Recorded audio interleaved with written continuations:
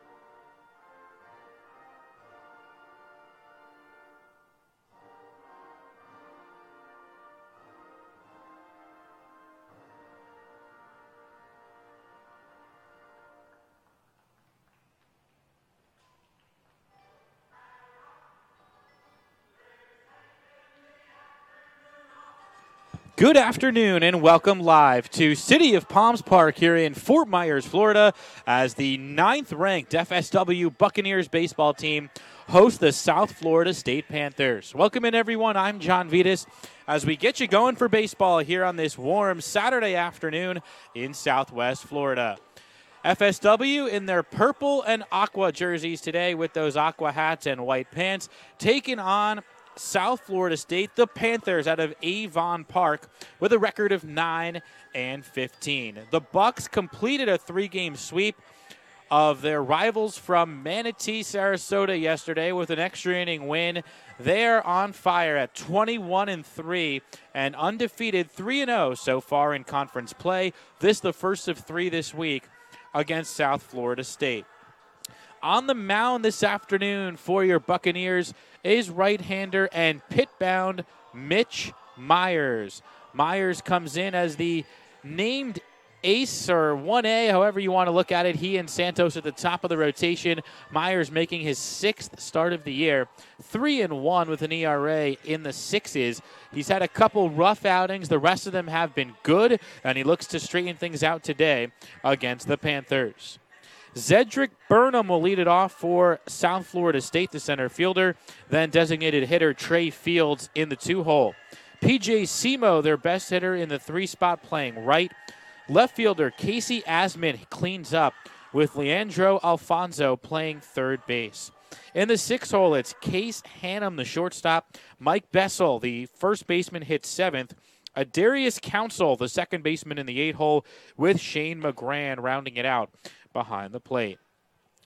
Home plate umpire this afternoon is Kenneth Ford. Donald Smith mans the bases against the 9th-ranked FSW Buccaneers. Myers climbs the mound again with a record of 3-1 here in 2019. Right around 80 degrees here for first pitch. The high this afternoon is 84. Myers turns and delivers the first pitch of the day, and the fastball dives low for ball 1. So Burnham, Fields, and Simo, righty-lefty-righty for the Panthers, who are coming off a series loss against Hillsborough Community College this week. Fastball dents the outside corner as Myers gets even 1-1. The Panthers won their first conference game of the year, 5-3 on Monday, and then lost 8-2 and 7-4 to drop that opening series of the season. That slider misses low, 2-1. Myers in the upper 80s with his fastball. You just saw his very good slider, which has a lot of lateral movement. The 2-1 is down and away, a good fastball, 3-1. He'll get to use that slider liberally this afternoon. He's facing 7 right-handed hitters. The Panthers have just 2 lefties on their entire roster. 3-1 swing from Burnham, and he comes up empty, strike 2. The manager for the Panthers is Rick Hitt in his 21st season in Avon Park. The 3-2 is inside, and Myers walks the leadoff man. Seems a little amped up here out of the gates. Throwing very hard, but a bit wild. Myers with a very good bounce-back performance in his last outing against ASA Miami. In the non-conference game on March 1st, he went 5 innings, struck out 8, and only allowed 1 run. Fastball at the corner on the knee, strike 1 to Trey Fields, the DH. In the prior outing, Myers did not get out of the first inning, gave up 3 runs. Then the outing prior to that on February 15th allowed 7 runs in 2 1/3. Throws over. ERA, as you might expect, went skyrocketing after those 2 outings. Then the good bounce-back performance got the ERA down under 7, but Myers still looking to improve that mark here in conference play. Throws to first, and it was not caught by Solomon, but didn't bound away too far. Let's set the defense for the Bucks. In the outfield, left to right, Tommy Joseph, Drake Dobianski, and Mikey Burke. Third baseman today is Josh McAllister. Jose Marcano is at shortstop with Warner Rincones, his double playmate at second. Tyler Solomon puts on a first baseman's mitt. He's over there. And in the crouch is Diego Milan, who Hold strike 2 for Myers. Slightly different defensive alignment today for Coach Ben Bezier, now in his first season. Very different up the middle. We've seen a lot of Thomas Bennett at shortstop and Marcano at second. Today, Marcano plays short. Fastball is away. Rincones at second and McAllister at third can also play shortstop. A lot of versatility on that infield. Most notably, Connor Bagneski has the day off. 1-2 on Fields. Myers comes home, and the fastball is swatted foul down the left field side. The Bucks with demoralizing wins over their opponent the last 2 times out, the State College of Florida, Manatee, Sarasota, came from behind a walk-off on Wednesday, and then an extra inning win. They won in 11 innings last night. That one's in the dirt. Good smother by Milan, 2-2. Nate Kinch had the walk-off on Wednesday. And then last night, a 9-3 win. It was 3-3 going into the 11th, and the Bucks rallied for 6 runs to put that game away. Myers throws over.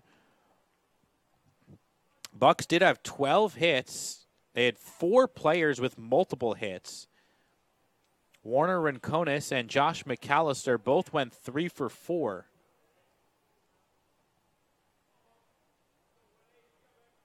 Another throw over by Myers. Jose Marcano 2 for 5 with a double, a triple, and 3 RBIs. Those were the offensive leaders. Nate Kinch drove in 4. The starter, Jesse Ferreira, allowed 1 run, but only went 4 2/3. 2-2 pitch is up high with a fastball, and the count goes full on Fields. Robert Wigelnick, after dominating the game on Monday, really struggled yesterday, gave up 4 hits without an out. But the rest of the bullpen was flawless. Mark Davis, 1 1/3.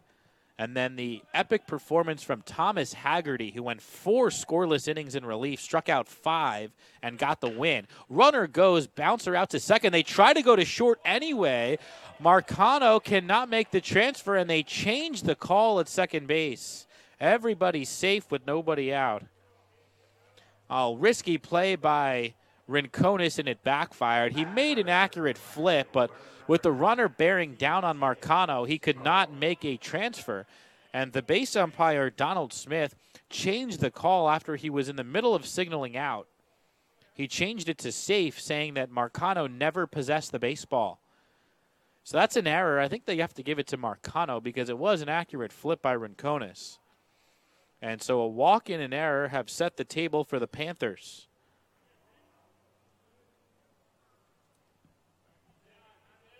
So early trouble for the Bucks with P.J. Simo, the best hitter at the plate for South Florida. This is not a good offensive team for the Panthers. When you compare the numbers side by side, the Bucks have an on-base percentage 100 points higher. That one's upstairs for a ball. 32% of the South Florida hitters get on base. The Bucks are over 42%. They also bat 40 points higher and slug 70 points higher. And the Bucks are not a big slugging offense. This one is in for a strike, 1-1. FSW likes to get on base and steal bases, be opportunistic, and they're good at that. It's part of the reason they're 21-3. South Florida has had to win a lot of close games to get to 9 wins.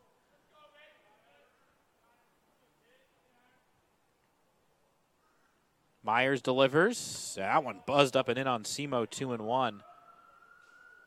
Simo, the top hitter on the team with a .286 batting average, so nobody above 300 on this Panthers team. Should note that these numbers we're giving you today are not including last night's game. Those numbers have not been inputted yet. But they do include the Monday and Wednesday contests against Hillsborough. The runners go, swing and a miss. Milan throws to third. McAllister the tag. Milan guns down Burnham for the first down of the inning. may have been some sort of a hit and run because Simo swung, and you never want to make the first out of the inning at third, and that's what they did. So a big break for the Buccaneers. 1 out, runner on second now, and Simo in a 2-strike hole.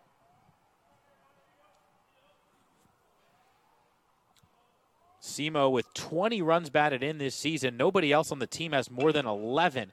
He swats this one out to right, tailing towards the line on Burke, and he drops the baseball. Everybody will move up just one base as it gets away from Solomon momentarily. That'll be an error on Mikey Burke, allowing runners to get to first and third. So 2 errors here in the first inning. Remember, it was the defense that betrayed FSW on Wednesday and was the reason they fell behind 5-2 midway through that game against the State College of Florida. And they have 2 more errors here today. So this is an alarming trend for the Bucs, who have played close to flawless baseball this season.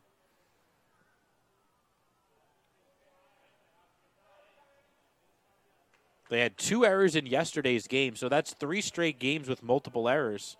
And here in this one, both errors come in the first inning. Now it's the lefty Casey Asman, a freshman left fielder. First pitch fastball in at the knees for a strike. So 1 out, and Panthers at the corners. Bucs setting up for an inning-ending double play. They'll be happy to concede a run for an out here. They know their bats can go to work. The 0-1 is lined foul into the seats beyond the camera well on the third base side, strike 2.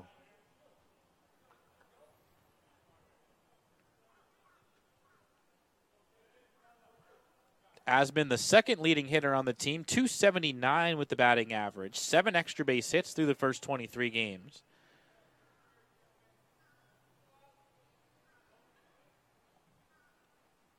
This one lined foul again, a little more loft on it this time. Squaring a couple balls up against Myers.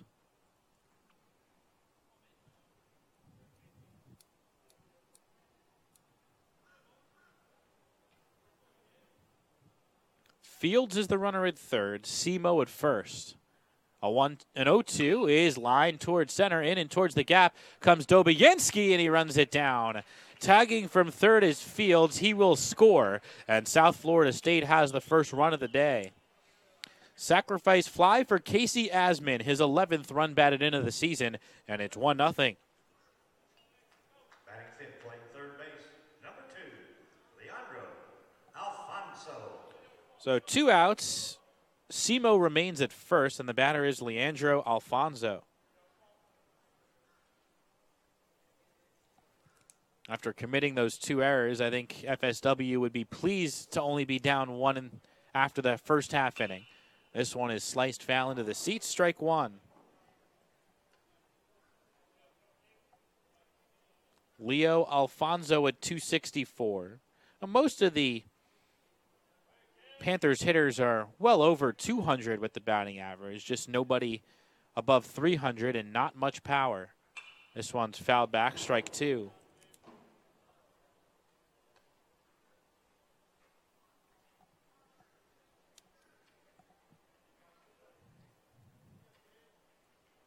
Alfonso, a freshman from Wharton High School.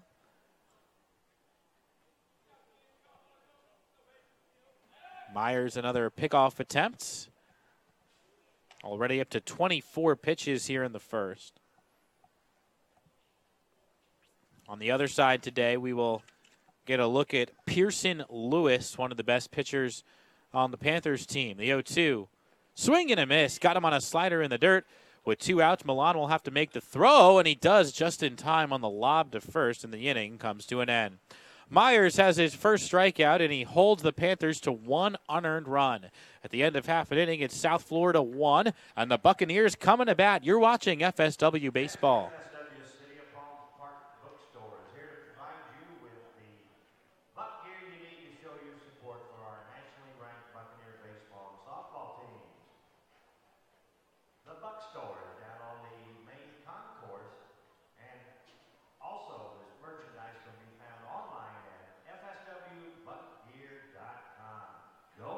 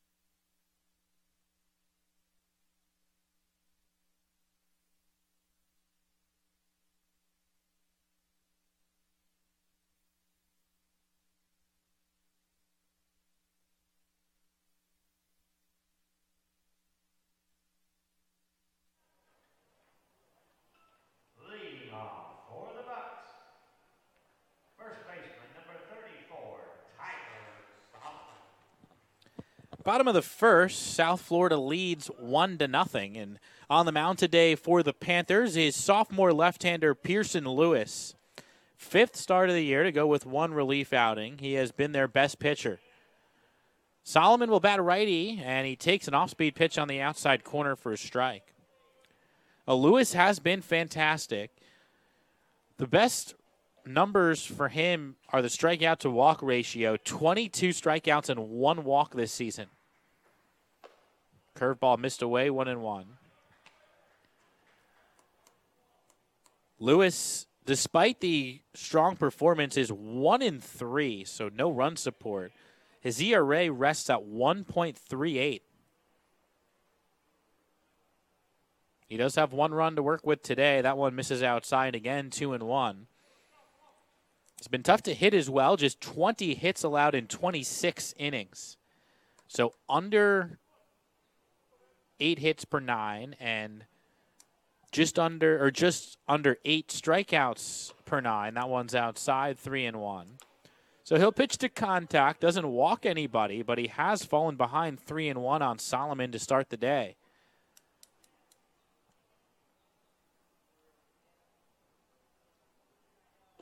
Fastball just missed down and away, ball 4. And there is the second walk of the season allowed by Lewis. And it's apparent very early on that Lewis does not throw hard. 3 of the first 5 pitches were curveballs.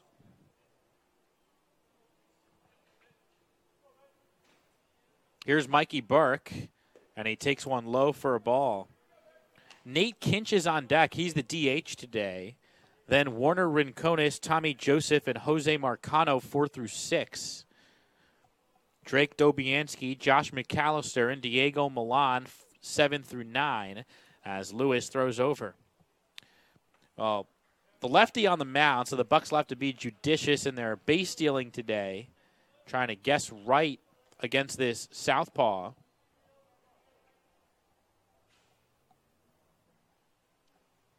Fastball rolled towards the middle. That's going to sneak through for a base hit. Solomon stops at second. Mikey Burke has himself a single. First hit of the day. That one went through Lewis and beyond the glove of the shortstop, Hannum. Defensively for South Florida State, Asman in left. Burnham is the center fielder with Simo in right. Alfonso is the third baseman. Hannum, who you heard from at short. Council at second and Bessel at first, with McGran doing the catching. Here is Kinch, and he takes a curveball low, 1-0.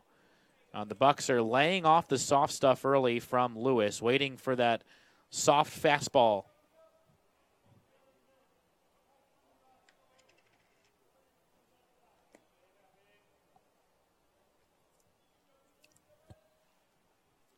The 0-1 to Kinch. Fastball rolled towards the middle. Could be 2. Tough play. Handled. The throw to first will not be made. Good job by Council to get to that ball, which was on the other side of the bag. He was not able to hold the bag while trying to field it, so he had to circle back around. It's a fielder's choice, 4 unassisted, moving Solomon to third. So Buccaneers at the corners with 1 out for the cleanup man, Warner Rincones. Well, Rincones has really come on. He hasn't played all that much, starting about 2/3 of the games for the Bucks. But 3 hits yesterday has sent his numbers soaring. He looks at a slow curve for strike 1. Rincones has his batting average up to .340 now, with 8 RBIs and 14 walks. His on-base percentage is above .500. The 0-1 is outside for a ball. So he's a guy who has really come on here in the middle stages of the season. The son of a professional hitting coach, and that will help. Lewis comes home, and the curveball not there, 2-1. It has been at least 50% curveballs early on from Pearson Lewis, and it is going to be quite a challenge today for him. because he is facing a lineup which will be entirely right-handed. It's 6 righties and 3 switch hitters for the Bucks, so it'll be 9 righties against Lewis. That one's in the dirt. Taking off for second is Kinch. The throw, not in time. Close play at second. McGran looked back the runner at third first, which was probably the right way to go about it, but it also cost him the play. It's ruled a ball as well, so 3-1 on Rincones, and now there's runners at second and third. I guess you got to give a wild pitch to Lewis there. Can't give a stolen base on a ball in the dirt. The 3-1 is in the dirt, ball 4. So Lewis, who's walked 1 batter all season, comes in and walks 2 in the first inning. So we have seen a couple of trends go by the wayside right away today. A Buccaneers strong defensive trend. They gave up 2 errors in the first. And now Lewis's control trend is changing with 2 walks, and the bases are loaded with 1 out for Tommy Joseph. Joseph, the switch hitter, batting right. First pitch to him is a fastball on the outside corner, strike 1. Jose Marcano is next for the Buccaneers.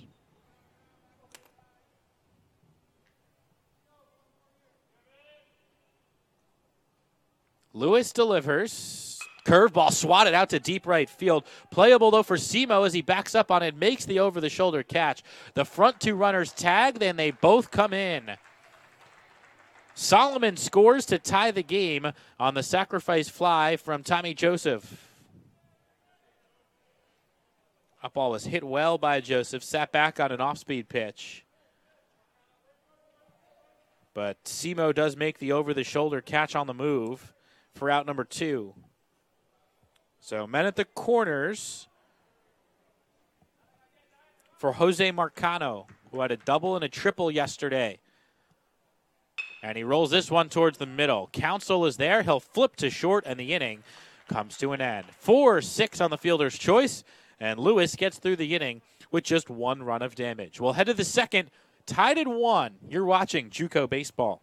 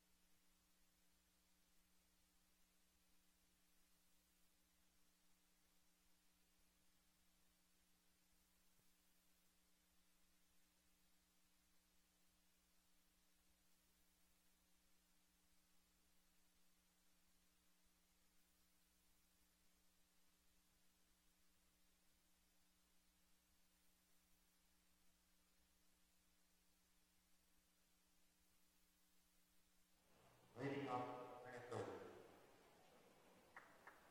Shortstop, number 45, Case Hannon. 6, 7, and 8 coming up for Rick Hitt's team.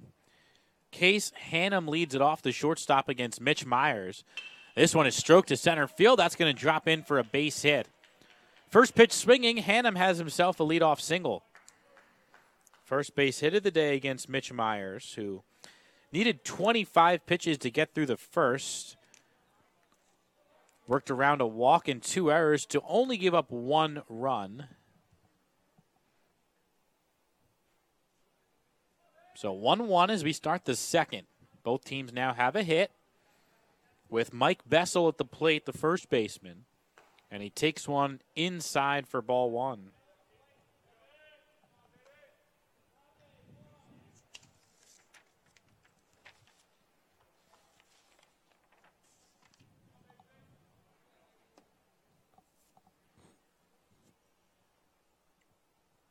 Myers brings the hands together. 1-0 is swatted foul, a ball and a strike. Taking a look at the conference standings, it's worth bringing up now that we're in conference play. Bucks play in the Suncoast Conference, along with this South Florida State team. The State College of Florida, who we saw on Wednesday, the 1-1. Runner goes, and it's fouled off, strike 2. And then the other 4 teams, or other 3 teams, the opponent for this Panther squad, Hillsborough Community College up in Tampa, St. Petersburg College in St. Petersburg, and then Polk State.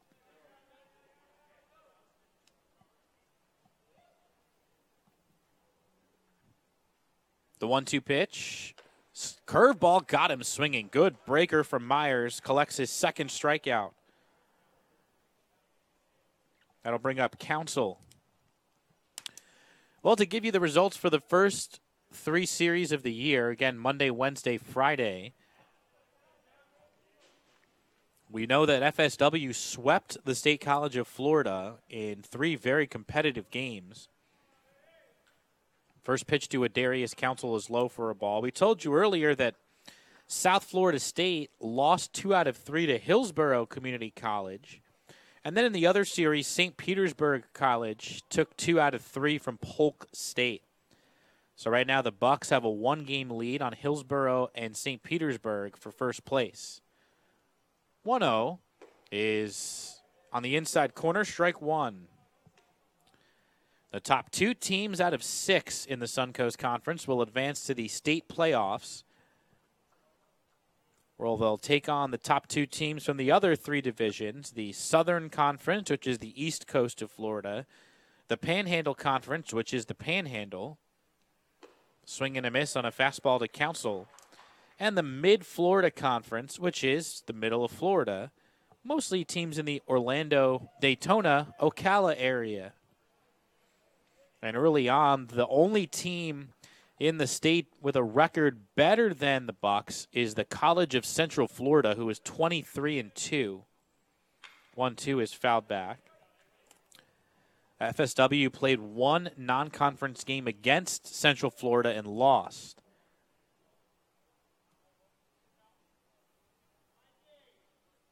Bucks have also lost 1 game each to Miami-Dade and Santa Fe. 2 very good teams. The 1-2 got him swinging, although it gets through the legs of Milan. The batter is out, but Hannum goes to second. So the 3rd strikeout now for Myers. That breaking ball is very tough to hit. But the mistake from Milan allows Hannum to get to second. So now it's left to the catcher, Shane McGran.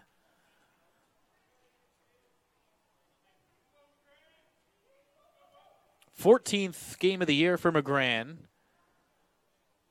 Has started his season just 3 for 24. He does have 3 walks as well.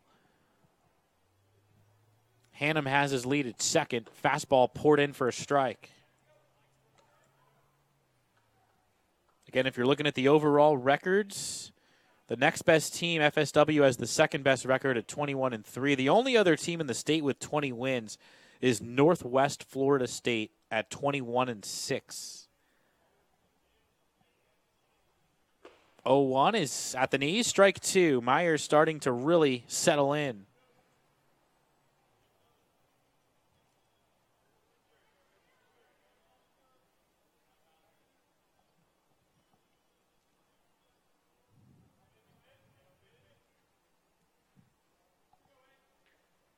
Fastball chopped up the third baseline foul. FSW ranked 9th in the nation. They got one of the 10 first-place votes, so one pollster thinks they're the best team in the country. They're second in Florida. Central Florida, who we mentioned, is number 1 in the country. Walter State out of Tennessee is number 2. Fastball flown up towards shortstop, tailing towards McAllister, who comes in from third, and he makes the catch to retire the side. Myers works around the leadoff single, retires the next 3. We'll head to the bottom of the second, still 1-1. You're watching Bucks Baseball.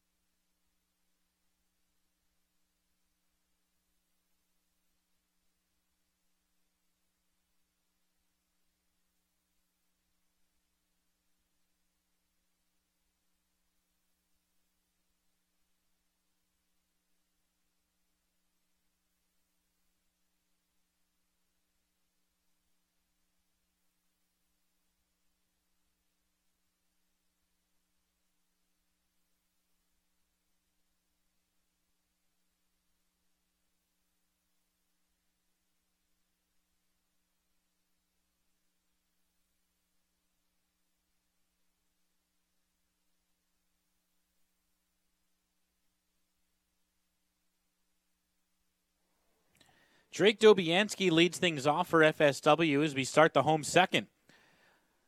Happy to have you along here on this gorgeous Saturday afternoon in Fort Myers.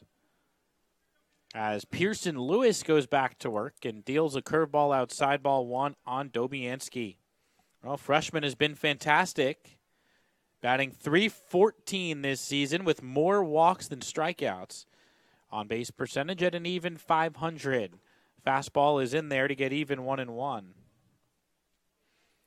Has seen his playing time increase after that dramatic weekend against two of the best teams in the country at the time, number 1 and number 2, Chipola and Walter State.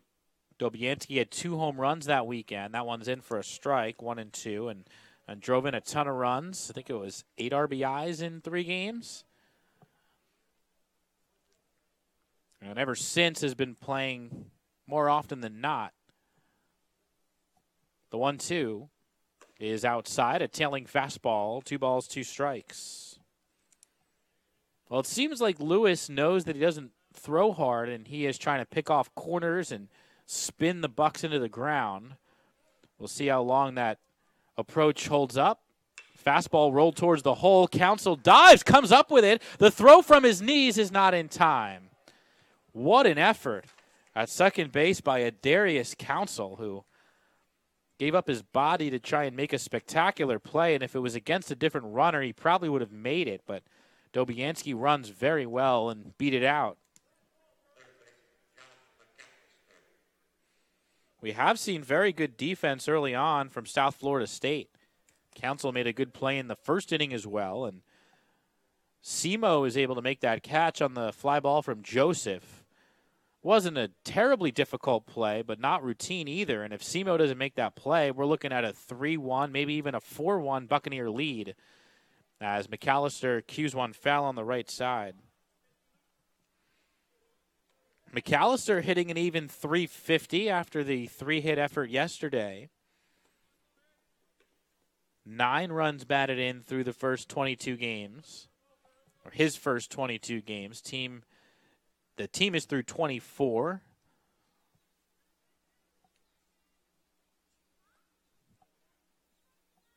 A 1 pitch, swing and a miss, strike 2 on the curve. Right now, Lewis is the only player committed to play at a four-year college next season. He'll head up to Georgia to play at the non-D1 level. The 0-2. Swing and a miss. Good off-speed pitch there. Might have been some sort of a splitter. It just completely fell off the table, and McAllister is down swinging for the first out. And that'll bring up the catcher, Diego Milan. A lot of young hitters struggle with off-speed stuff, and Lewis has a plethora of off-speed stuff. That one's low for a ball on the curve. We've seen a lot of those slow curves, which drops a good 2 or 3 feet. He definitely likes to pitch backwards. The runner goes, pitches outside. The throw is on target, but not in time. Good pitch to throw on for McGran, and he made a good throw, but Dobianski with a little too much speed picks up his 10th stolen base of the season. Becomes the third Bucks player to get into double digits in steals. Burke and Rinconis already have 13 stolen bases. Fastball, and Milan is late 2-1. Diego started on a long offer, but now has 3 hits this year as the backup catcher, playing in his 11th game. The 2-1. Dobianski runs again. This one's cued out to second, and the underhand flip by Counsell is in time. I thought that Dobianski might try and round third there, but he didn't. So Milan moves the runner to third, but there's 2 outs for Solomon.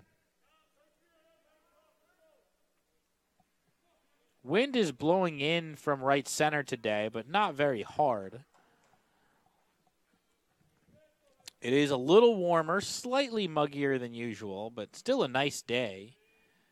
The ball should have about average carry. Solomon testing that. Clubs one out to deep left center. Will stay in the park, and the left fielder, Asman, makes the catch in the alley to end the inning. Both teams waste a leadoff single in the second and are unable to score. 1-1 as we move on to the third here at City of Palms Park.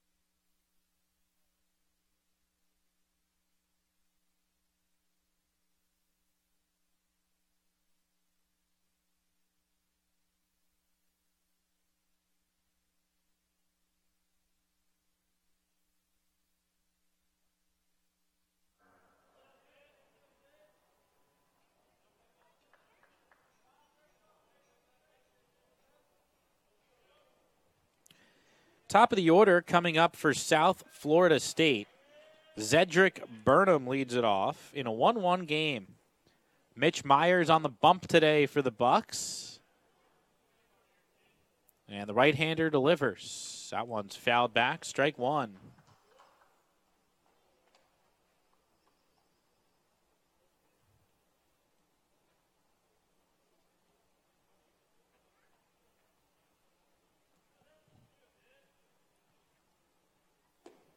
That one miss.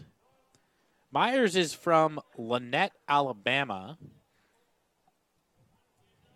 6'2", 205 pounds. Got that chain working around his neck today. The 1-1 is fouled off on the right side, strike two. Again, those two bad outings have really stained the numbers, but he is one of the best pitchers on this team and will be in that rotation throughout the season. Pitching pretty well today. One unearned run allowed through two. And he blows away Burnham with a high fastball.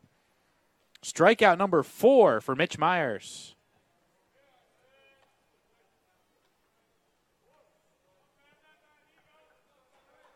The DH, Trey Fields. So now Trey Fields to be followed by Simo here in the third inning. This one is drilled to the gap in right center field. Burke going back, and he's going to have to watch it go over his head. Couldn't barehand it. Will they try for 3? Yes. The relay throw from Marcano is not going to be made. A one-out triple for Trey Fields.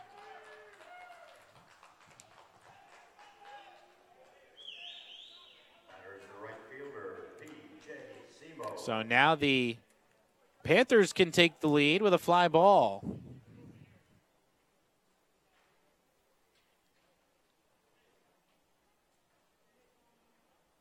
That is the first extra base hit, or check it, the second extra base hit of the year for Fields. Now Simo, who looks at strike one. Simo has 11 extra base hits this year, by far the most on the team. Nobody else with more than 7. We mentioned the 11, or rather 20 RBIs, but this is not going to get it done as he pops out to shallow center. Shortstop is out, and Marcano makes the catch. 2 down, and it's going to be left to Asman.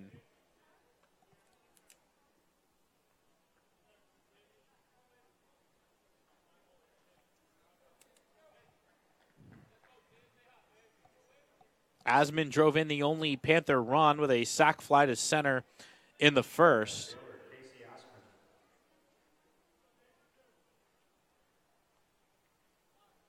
Stands tall in that lefty's box and now calls for time.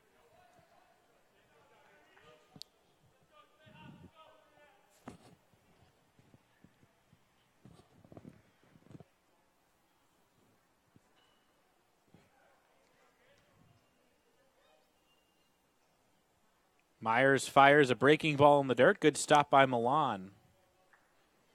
Well, 2/3 of the catching combination for the Bucks from Puerto Rico.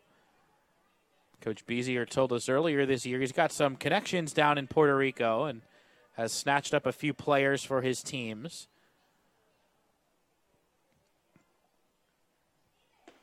That one just missed inside, 2-0.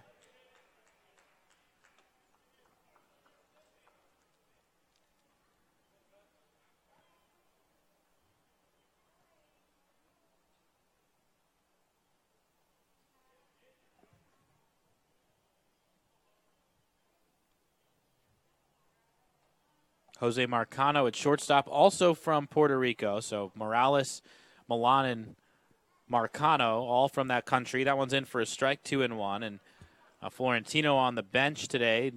A usual outfielder is from the Dominican Republic, but everybody else on the team from the United States.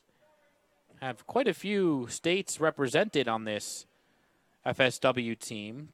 Maybe slightly over half of the players are from Florida. The 2-1 is lined towards the hole. That's going to get through for a base hit. Opposite field, 2-out single for Casey Asman. Field scores, and it's 2-1 Panthers. Good piece of hitting from Asman. And now Alfonso will hit with a man at first.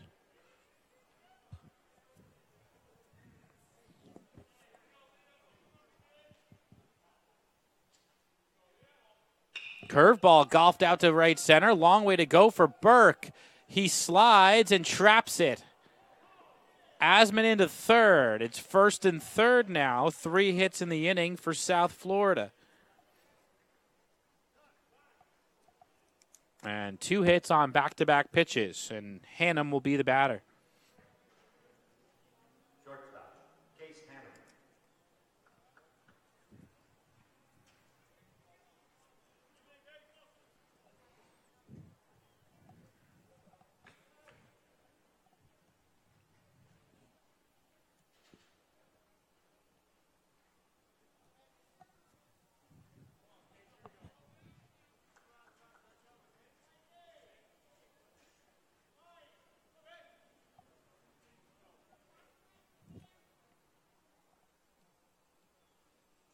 First pitch slider and a good one for Myers. Gets him ahead on Hannum.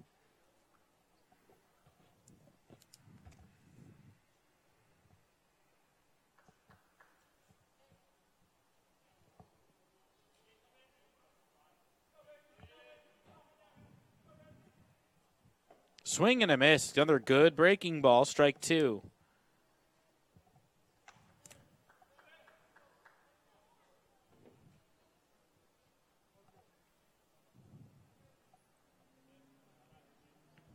Oh, this is a rare opportunity for the Panthers. They've put together 3 hits in this inning. Already 1 run in. Would love to get more. Another breaking ball. That one missed. 1 and 2.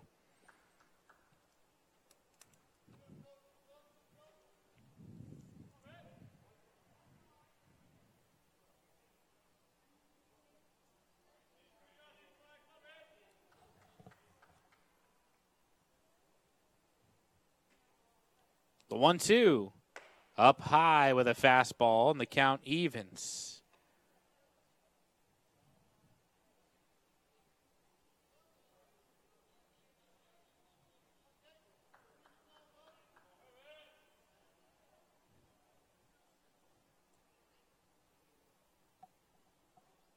Spin and a throw. Close play at first. Alfonso back in.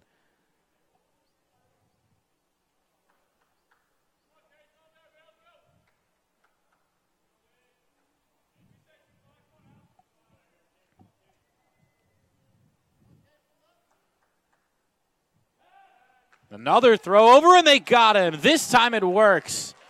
Myers has been trying to pick off runners at first all day, and finally he gets one there quick enough to get Alfonso, to the chagrin of the first base coach of the Panthers.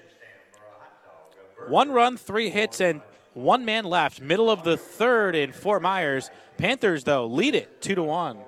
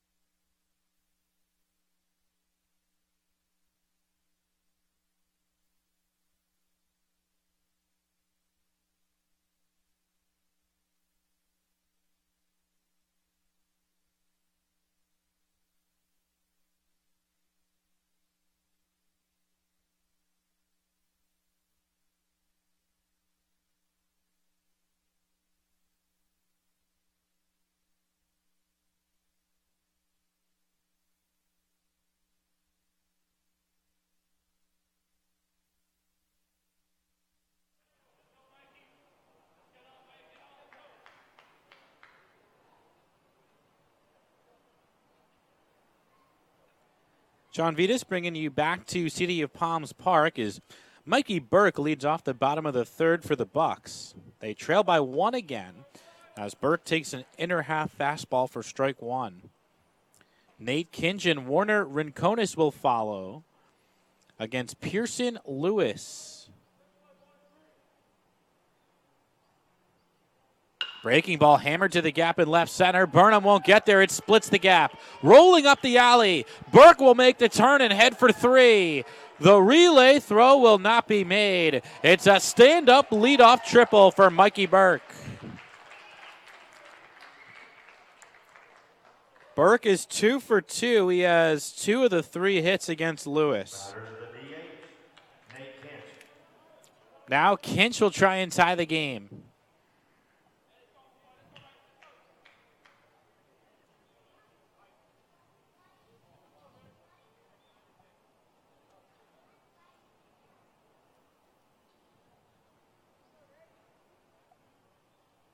Curveball caught the zone, strike 1.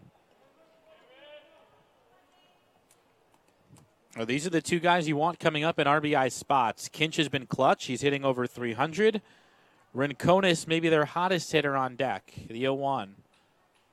Another huge curve is in for strike 2. The Bucks as a team have decided they're not going to swing at that slow, loopy curve. Everybody's taking it.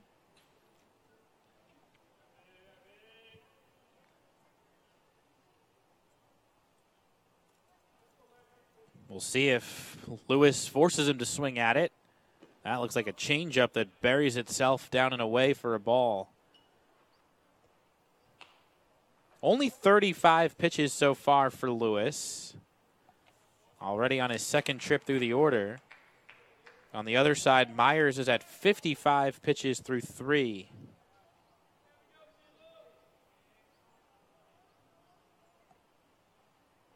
Backdoor curve outside, 2-2.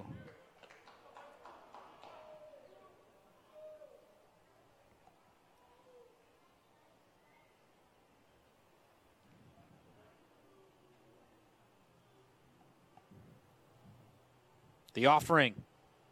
On the inside corner, strike 3 called. Lewis freezes Kinch, and there's 1 out.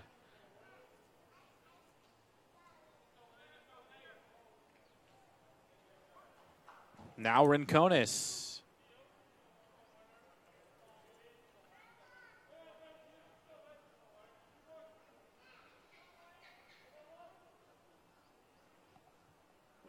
Backdoor breaker, misses down and away, ball 1.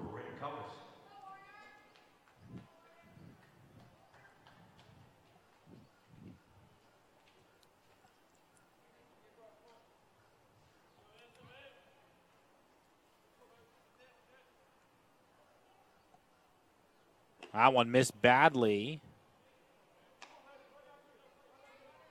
2-0.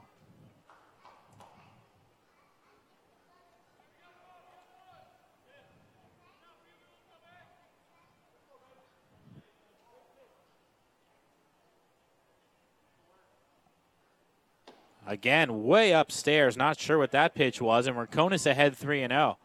Of course, the Bucks will take as many base runners as they can here, but a walk would set up a potential inning-ending double play. We'll see if Warner's got the green light on 3-0.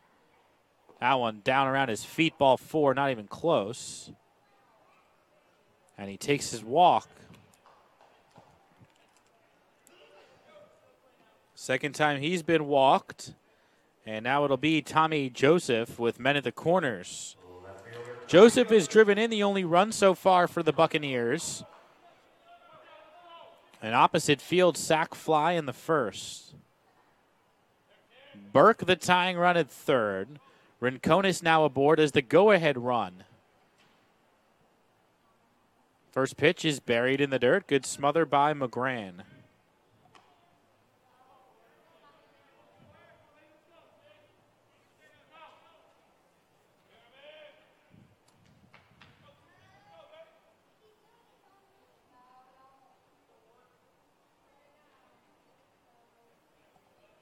There goes the runner from first. It's in for a strike. The throw is high, and the runner scores.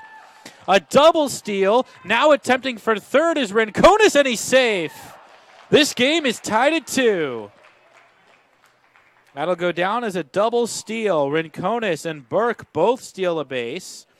And a bad throw by McGran makes that worst case scenario for South Florida. 2-all, and now the go-ahead run is at third. Joseph didn't even have to swing.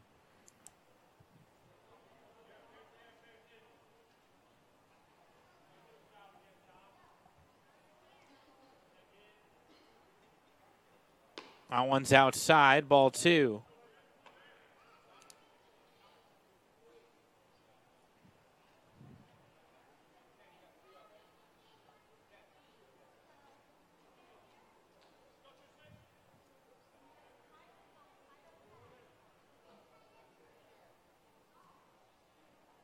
Joseph takes one at the knees for a strike. Marcano is on deck. As you can see, South Florida State has brought the infield halfway. Shortstop Hannum backing up a little bit now. But on most grounders, they're going to come home. This one is hit well out to right. Should be deep enough. Simo backs up. He gets behind it. But tagging from third and coming in to score is Warner Rincones. Another sacrifice fly for Tommy Joseph, and the Bucks take a 3-2 lead. Good situational baseball here today for the FSW offense.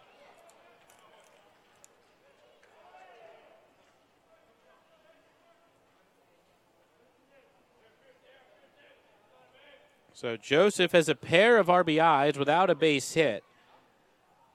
And Marcano bats with the bases clear. Fastball in there for strike 1.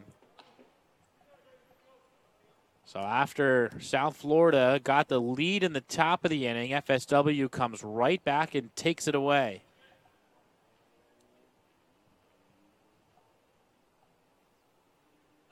That one sails high for a ball.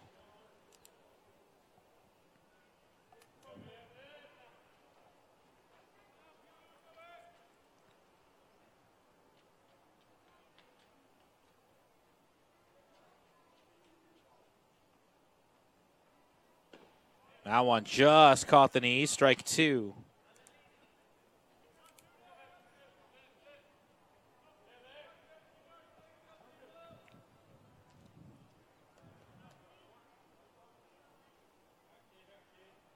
The lefty comes home. Curveball is hit well, but playable out to right center. Backing up towards the gap is Burnham. He's there. And the center fielder nabs it to end the inning. But FSW responds with 2 runs. 2 runs on 1 hit, 1 error, and nobody left. We'll head on to the 4th. FSW now leads 3-2.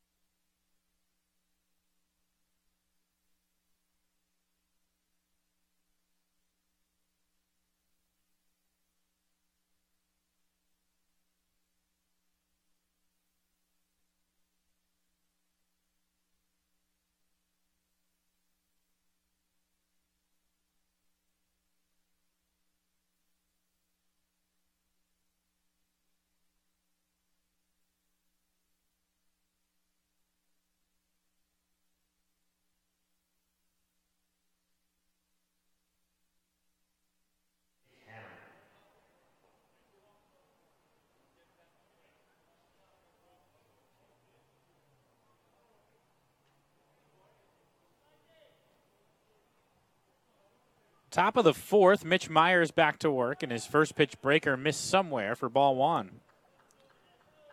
Case Hannum leads it off, then Bessel and Council 6, 7, and 8. The 1-0 pitch is sliced back to the screen, 1-1. Hope you're enjoying the broadcast this afternoon. Been a back and forth game so far. We've seen the lead change 3 different times.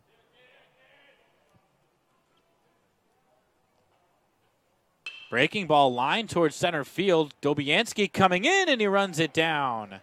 Drake Dobianski, the running catch, 1 out.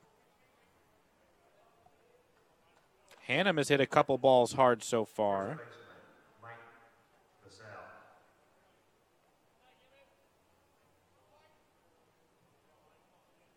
Oh, they'd love to get 6 out of Myers with the way the bullpen has been worked, but 5 might be more reasonable as this one is shot down the right field line. That's a fair ball running towards the corner.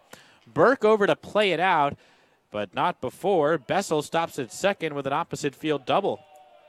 5th hit of the game for South Florida State. They have shown some fight today with Council coming up.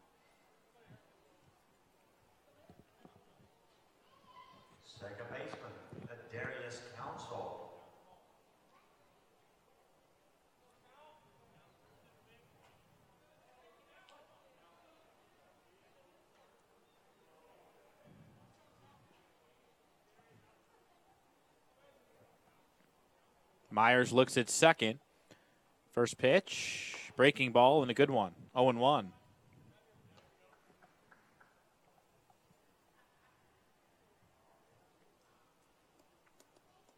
One of the 2 runs earned today against Myers. They committed 2 errors in the first inning. Breaking ball gets away from Milan just a bit. The runner tries for third, and he will make it. Good read by Bessel. Gets himself to third with 1 out. Second wild pitch charged to Myers.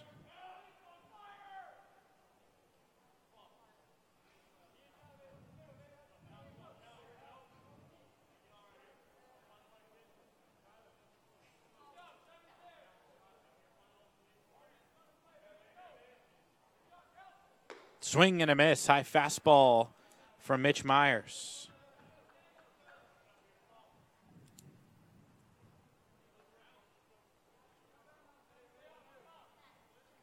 See if he can go up the ladder again. He got Council swinging on a slider his first time up. Tried another fastball, but missed up and away. McGrann on deck, but then the top of the order after that.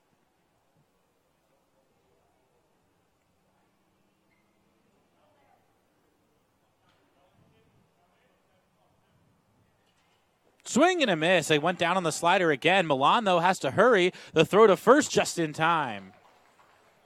2-3 on the putout. Myers collects strikeout number 5. Batters the catcher, Shane Magrin.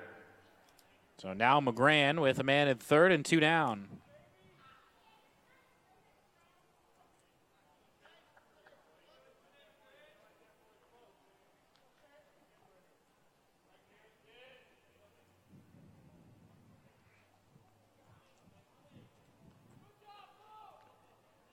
Right-hander comes set. Fastball popped up foul behind home.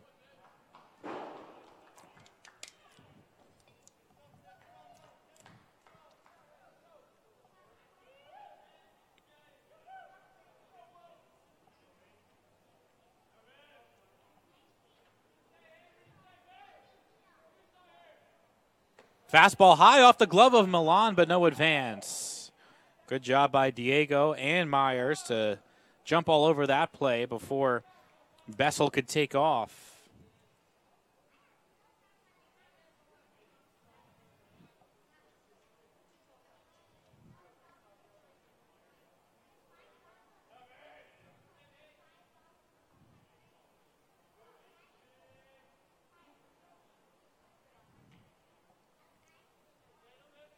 Right-hander ready, the 1-1. On the inside corner, good pitch by Myers, strike 2.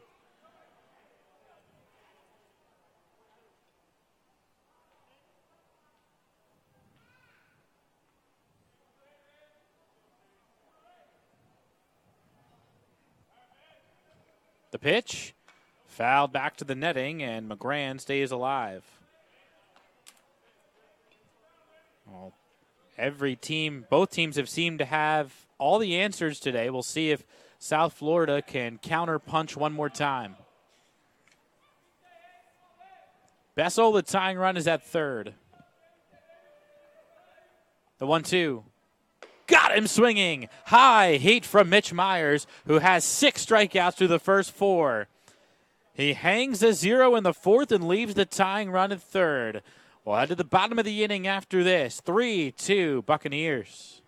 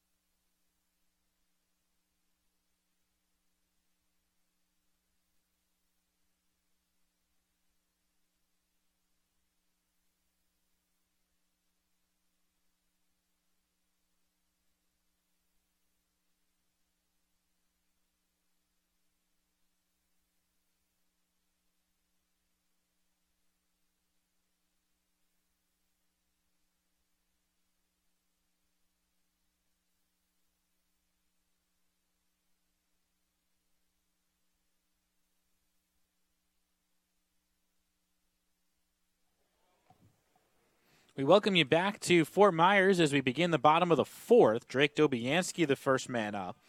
And he watches one high from Pearson Lewis for ball 1. Well, both starters have really battled today.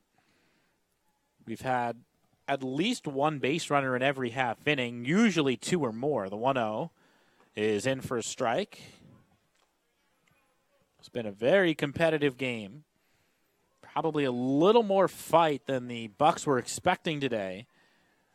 It's a 21-3 Bucks team against a 9-15 Panther squad. That one's off the plate away, 2-1, but they have looked very equal in this game. And that goes back to what Coach Bezier said a couple weeks ago, that once you get into conference play, every game is a battle. Nobody rolls over. You're always going to see their best. The 2-1 is lifted out to center. Easy play for Burnham. Barely has to move, and he makes the catch in center for the first out. Third baseman, Josh McAllister.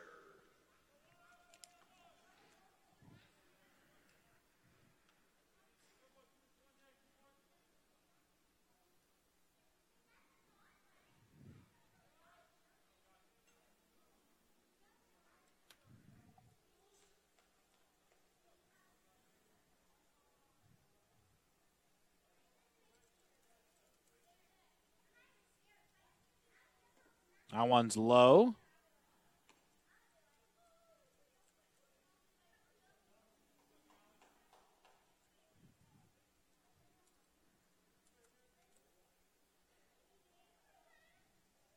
Curveball well outside on McAllister, 2-0. Josh struck out swinging, one of 2 strikeouts against Lewis so far.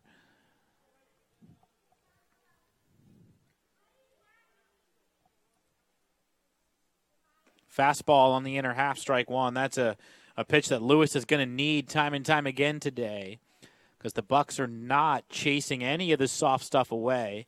But that fastball in can be an an equalizer for him. He got Kinch looking on that pitch in a huge spot in the third. The 2-1. Same pitch, same result. There it is, strike two. Because the Bucks are not swinging at it as it starts on the very edge of the zone.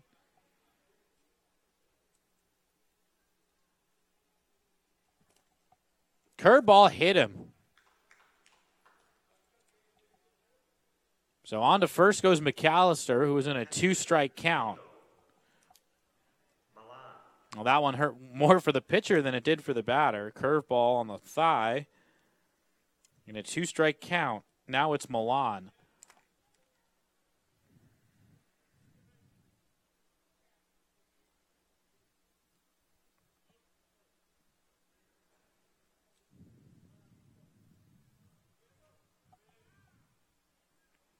Milan pops it up. Shallow right center. The triangle comes together in a leaning grab made by Simo. That almost fell for Diego, but instead it's the second out, and it's left to Solomon here in the fourth. Now flew out to left in a big spot in the second. All the runs have been scored in odd innings today. Both teams scored in the first and third. Both teams stranded a runner in the second and didn't score. If Lewis can get this out, that trend will continue. See if McAllister thinks about running. He does have some speed. First pitch changeup in the dirt, ball one.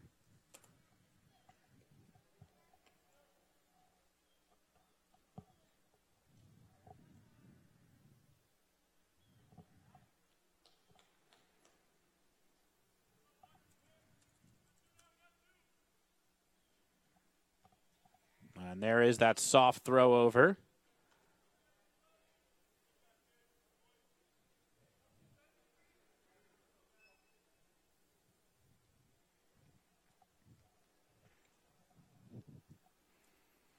There goes McAllister. Pitches in for a strike. The throw is high again. That time, Council was able to make the leaping catch, but it's a stolen base for Josh McAllister. 1-1 the count.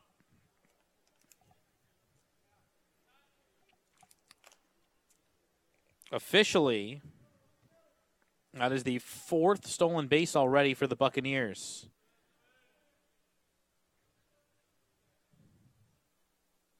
Curveball misses outside.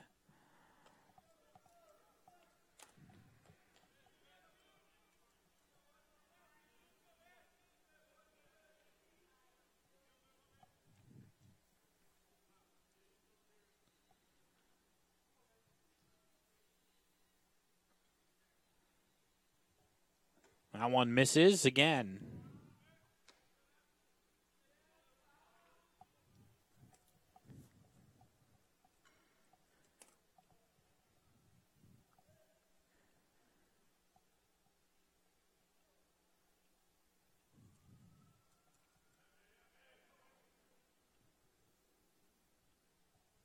Fouled back on a good swing by Solomon, but the count goes full.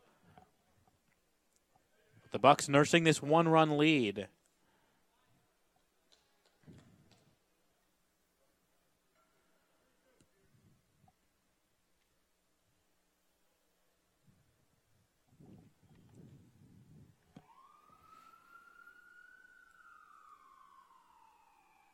Payoff pitch. In there, strike three.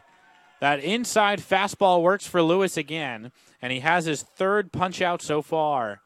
We'll move on to the fifth. Still Buccaneers 3 and the Panthers 2.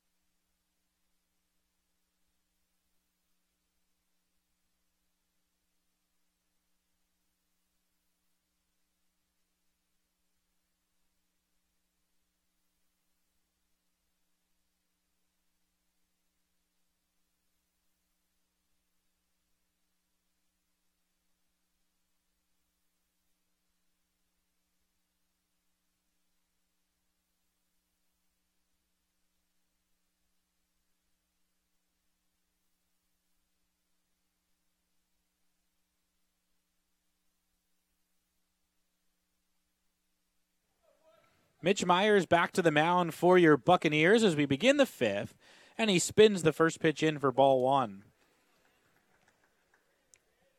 Third time today that Burnham has led off.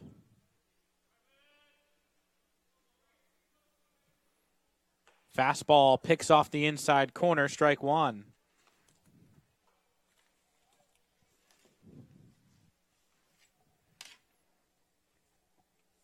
Myers has fought to keep the lead. This one's popped up, shallow right. Burke easing on in, calls off Rinconis and makes the catch, one away.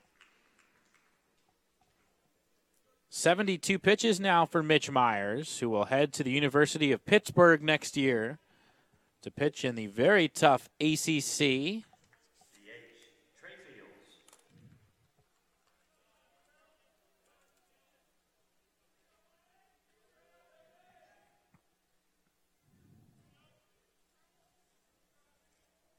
Swing and a miss. Good breaking ball there for Myers, who has used those pitches quite a bit. Got a tight slider and a slower, loopier curve, but they're pretty close in terms of trying to distinguish the two. I would bet he probably uses the same grip on both, but one a little more side to side, one a little more up and down. The slider missed low there, 1-1. Fastball rolled out to second. Easy play for Rinconis, and he makes it 2 away.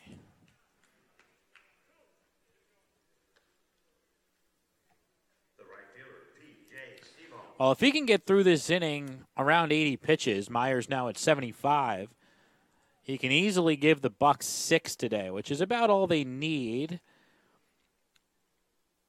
Only a couple of the relievers are unavailable. Bucs are now on a very comfortable 4-starter rotation. That one's low for a ball. So we know who the starters are. I don't think Ryan Gusto is available today, but he would make the start on a Monday, and he's on 4 days of rest today. Well, that's fouled back 1-1, so maybe you can get an inning out of him if you really want. We know Derek Rasher is available. Tommy Joseph, who's playing left field, could pitch. And then good chance Madej and Adams are also available. That one is high for ball 2. So you do have 4, maybe even 5 pitchers available out of the bullpen today. And the more length that Myers gives you, the more you can narrow it down to your favorite 2 guys for 1 or 2 innings each. The 2-1 is chopped up the third baseline. McAllister comes in, fires across the diamond in time. That is our first 1-2-3 inning of the afternoon. Myers puts down the Panthers in order, needing just 10 pitches. We're halfway home from City of Palms Park. It's the Buccaneers 3 and South Florida State 2.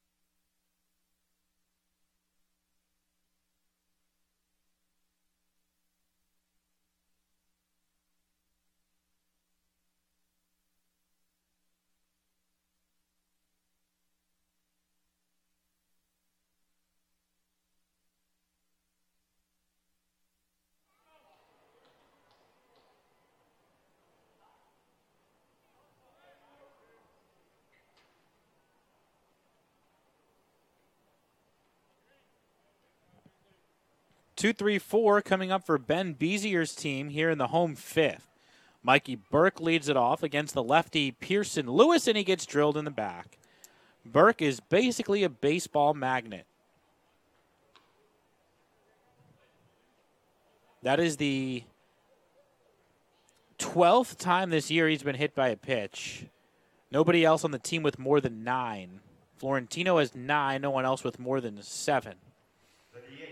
But that plays into the impressive on-base percentage that the Bucks have.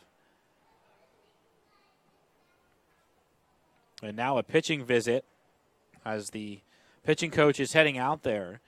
Lewis is at 66 pitches. He and Myers can both probably go at least 6 innings today. They've faced a lot of hitters, but have kept their pitch count in check. We haven't had a lot of long 3-2 battles.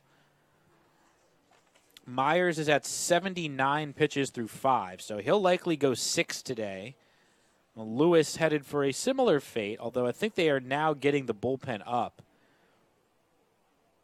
We mentioned earlier, there is not a lot behind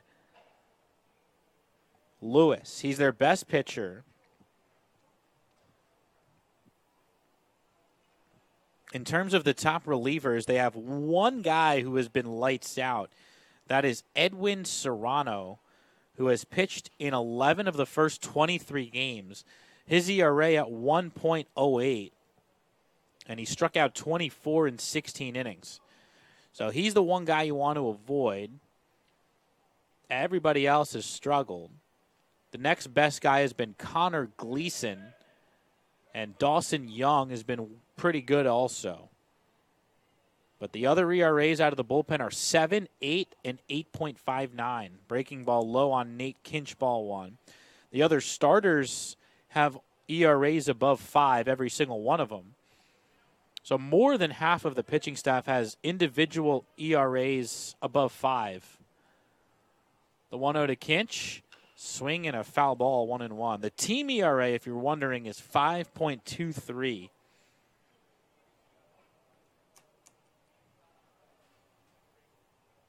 They've been outscored 135 to 104 this year, which is a fair mark for a team with a 9-15 record. That's basically what they've played to, based on the numbers. But they have been game today.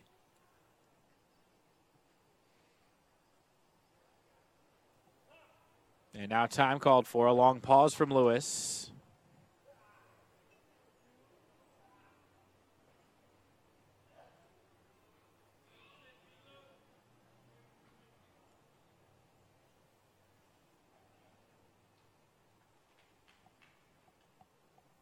The pitch. Outside, running away on Kinch. 2 balls and a strike.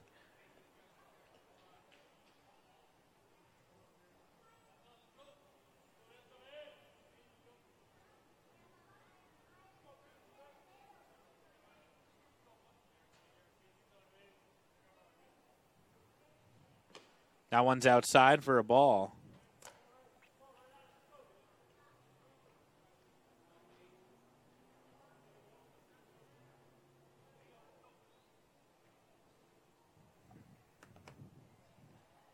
See what Nate does here. He calls for time first, with Rincones and Joseph due up next. This is the toughest part of the Bucks order. Burke has been on base all 3 times. And they throw over. He also has a stolen base of home plate today. So for Burke, it's a single, a triple, a hit by pitch, a stolen base, and a run scored.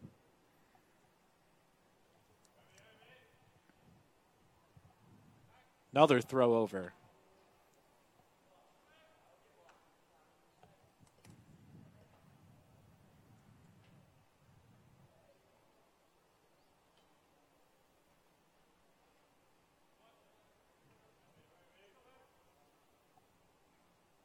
Fastball stroke towards the hole, a base hit. Nate Kinch all over that 3-1 pitch, and he's got himself a single.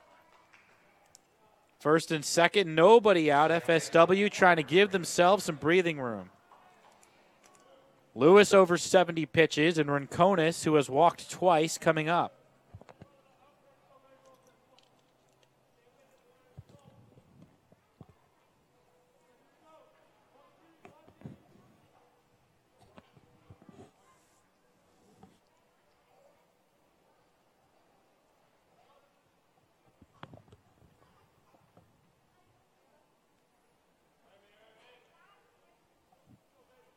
We do have some spring training action in the area today. All the major league teams in this part of the state. Fastball low for a ball. 2 teams right here in Fort Myers, both of them about 15 minutes away from here. That's without snowbird traffic. Red Sox are at home. They trail the New York Mets 5-2. Those games also started at 1 o'clock, so they're in the same vicinity we are. Top of the 6th over at JetBlue Park, the Fenway replica. The other team from Fort Myers, the Minnesota Twins, are on the road today. They're up about an hour plus north in Bradenton. And the Twins are shutting out the Pittsburgh Pirates 7-0 after 5. The 1-0 is in for a strike.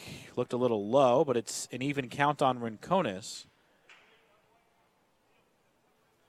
Twins got 4 scoreless from Martin Perez, who is vying for a spot on the pitching staff. The 1-1 to Warner. The runners go. Pitches in for a strike. The throw is high, and he's safe. Double steal for FSW. Rincones let a strike go by to allow his teammates to move up. Give Burke and Kinch a stolen base. And that is now 6 stolen bases for the game.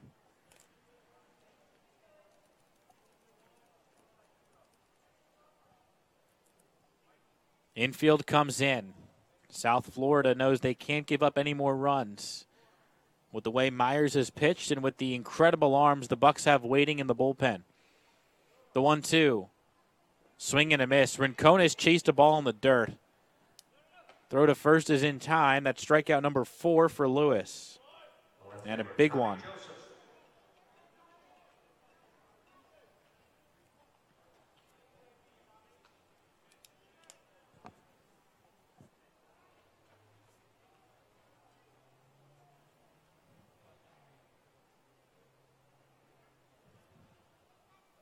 And they've given the signal from the bullpen that the reliever is ready. So that's going to be it for Lewis. He goes 4 1/3. 3 runs, 2 earned for now. Responsible for both runners. They're going to make a change. Tommy Joseph coming to the plate as a switch hitter. Maybe they'll spin him around. Bucks have plenty of options on the bench. We'll take a break here at City of Palms Park. FSW trying to extend their lead here in the home 5th.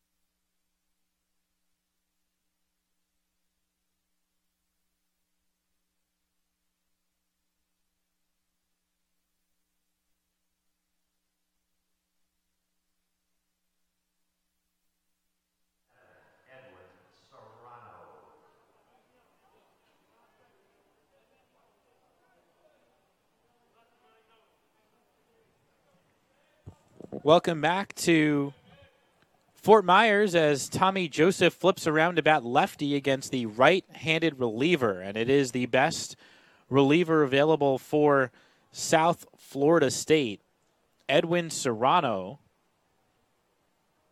His team leading 12th appearance of the year, and he fires in strike one to Joseph. That's much harder than the Bucs saw with Lewis. We'll see what kind of buttons Ben Bezier wants to push today. Made some amazing calls late in the game on Wednesday to get his team the come-from-behind win. The 0-1 is in for a strike. He subbed in 3 reserves into the lineup in the 7th inning or later on Wednesday, and in the bench players' 5 plate appearances, they were on base 4 out of 5 with a couple of big hits mixed in. The 0-2 is outside. The biggest strength for FSW is their depth. Their bullpen and their bench position players are much better than most teams. And it's at this point in the game where you start to see that really play a factor. Serrano with a 1.08 ERA this year. The 1-2. Fastball rolled towards the middle. Counsell has it go off his glove. He makes the play to first in time. It'll go down as an RBI ground out for Tommy Joseph. Burke scores to make it 4-2. Joseph has driven in 3 runs today, all of them without a hit. That turns into a productive out. Kinch goes to third. So runner on third, 2 outs for Marcano.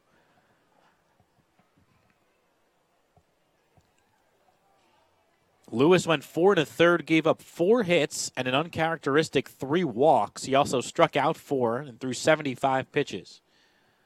Curveball is in for a strike on Marcano. So that run that just scored is charged to him.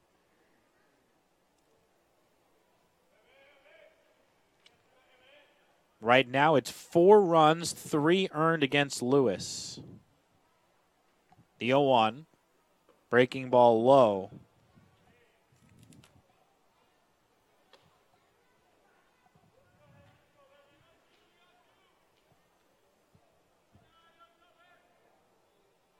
The ERA as of now for Lewis goes from 1.38 to 2.03. Fastball is outside, ball 2.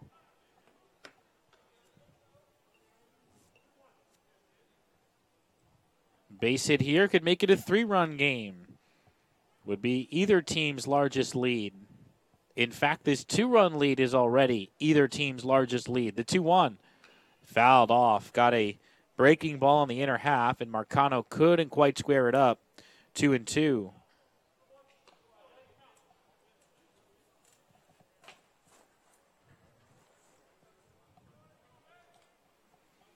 Serrano is a strikeout pitcher, 24 strikeouts in 16 2/3 innings. He's given up just 11 hits and 5 walks. That's less than a base runner per inning as Marcano grounds one off his own dugout. So this is their best reliever. We'll see how long they leave him in. They also have Dawson Young with an ERA in the 1s and not much else besides that. Gleason also with some decent numbers.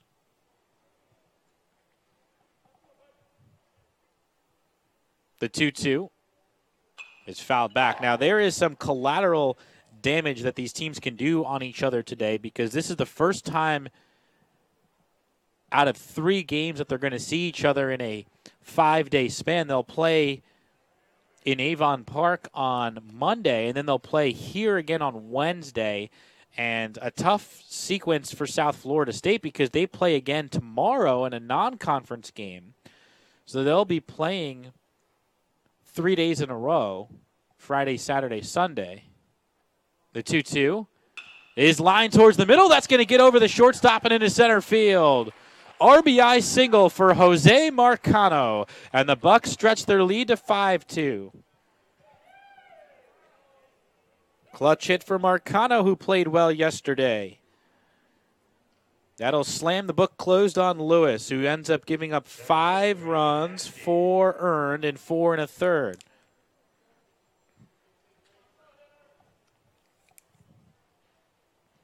Dobianski will bat lefty for the first time.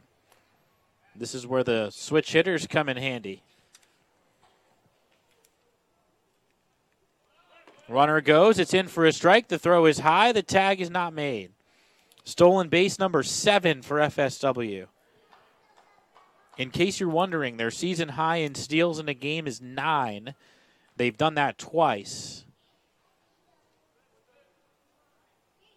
That is a huge amount. As a team, the Bucks have stolen, or not including today, 78 bags in 24 games. That's more than 3 stolen bases per game. The 0-1. Backdoor curve, not there. Even count.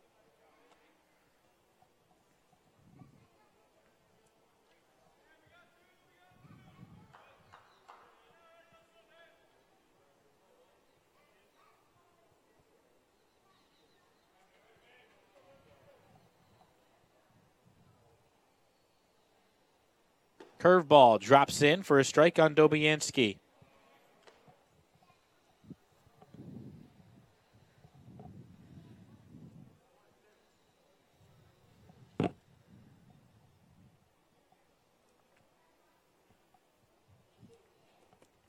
Marcano's got his lead. A glance that way, and the pitch from Serrano just missed low with a breaker. 2 balls, 2 strikes.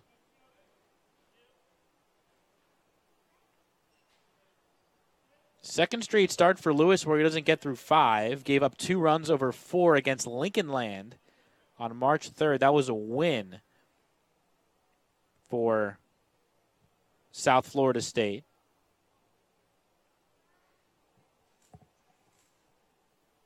The 2-2 is chopped foul.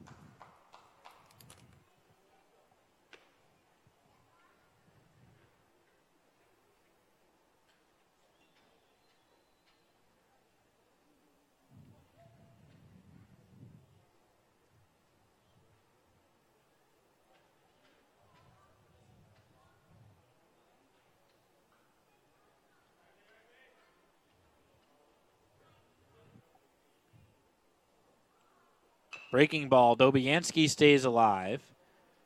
Definitely a different look for the Bucks to deal with now. You had that soft tossing diminutive lefty. Now Serrano, the righty, from that 3/4 angle. And throws a lot harder. Not overpowering, but Lewis was a very soft tosser. Now you have a more conventional right-hander. The 2-2 outside. Tried another breaker, and the count is full. Serrano about to throw his 17th pitch in relief.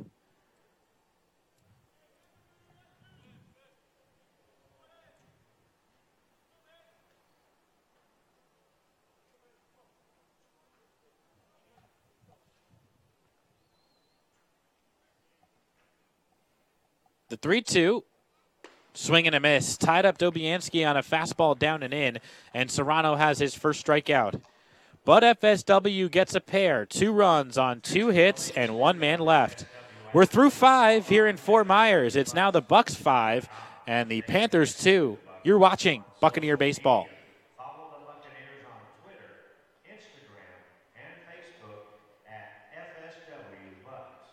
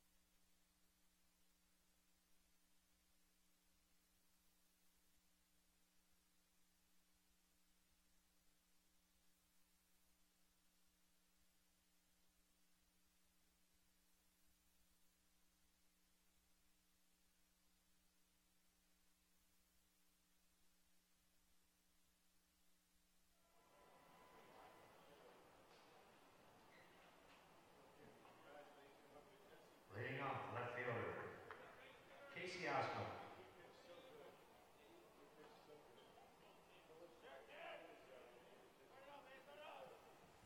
Mitch Myers back out there to begin the sixth, and he misses away to Casey Assman. Myers now the pitcher of record on the long side. He's through 5 and now working with a 3-run lead. The 1-0 is down and away, ball 2. Myers coming off a stretch of 5 in a row retired. Prior to that, he had allowed 4 hits in a 6-batter stretch. 2-0 is in there for a strike. A key moment in his outing today came in the 3rd when he picked off Leo Alfonso at first with 2 outs and men at the corners. That was in a 1-run game at the time. The 2-1 on the inside corner, strike 2.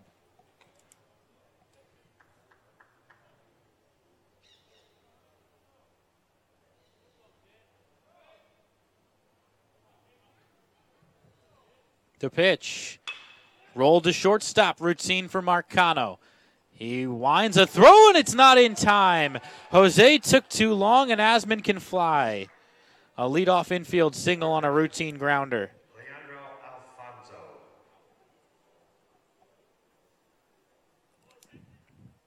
Too much time showboating out at short.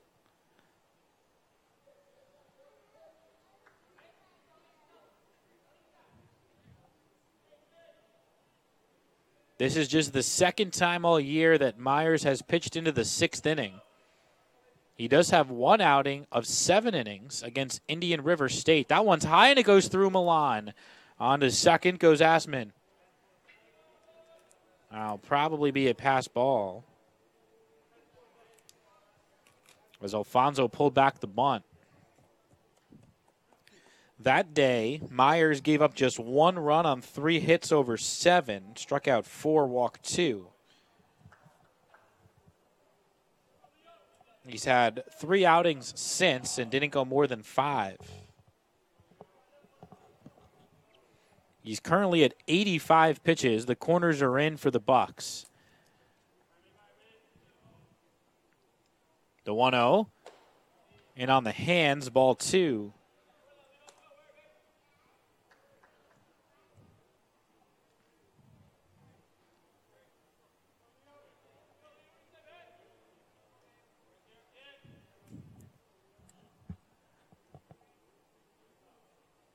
Alfonso set to swing, and he watches a slider high, 3-0.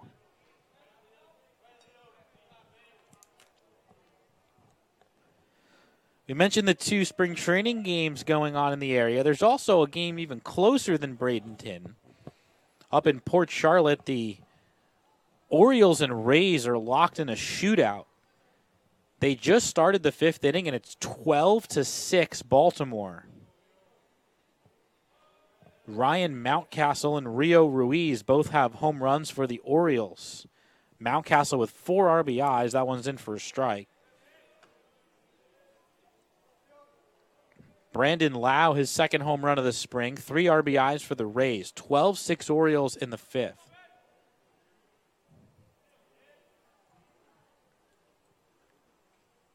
Fastball is in there as Myers brings the count full. There is a lot of college basketball and baseball going on today at the D1 level and the junior college level. That one is lined foul. By the way, the FSW softball team is undefeated. They won again today. They are 29-0. 29-0. They beat Navarro College 10-7 in Columbus, Georgia this morning. 3-2. Hit sharply to second. 1 hopper. Rincones flags it down, makes the throw to first. That is a productive out for Alfonso as he moves Asman to third.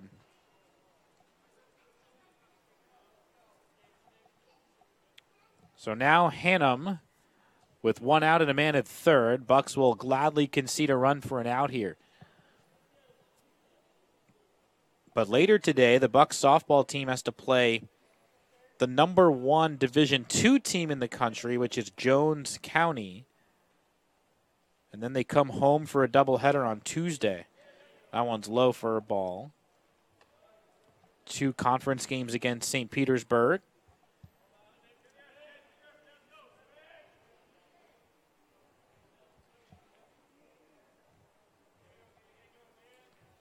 Both basketball teams are dominating. That one's low for ball 2. The men's basketball team lost their second game of the year yesterday. They're 29-2. They lost in the state semifinals to Northwest Florida State, who's number 8 in the country. Bucks were above them. Both of their losses this year are to Northwest Florida. When the Bucks lost the first time, Northwest Florida was number 1. Then the Bucks came back to pass them in the rankings. 2-0 is fouled back. There are 24 JUCO basketball teams that make the national tournament, and there's no doubt the Bucks will get an at-large bid. So even though they lost yesterday, they are still in good shape overall. Just won't get to hang that state championship banner. Fastball is low, 3-1. Myers at 95 pitches will be seeing the bullpen pretty soon. By the way, 29 seems to be the magic number right now. The softball team and both basketball teams have 29 wins. The women's basketball team here at FSW is 29-3. That one's low for ball 4. That's the first or second walk of the day for Myers. He walked the first batter he saw. That right there is his first one since, and it brings the tying run to the plate in Bessel.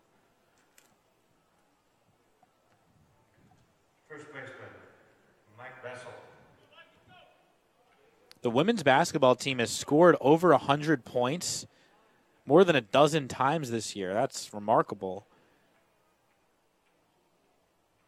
They, too, lost in the state semifinals this weekend against number 5 Gulf Coast State. But both the men's and women's basketball teams will be in the national tournament.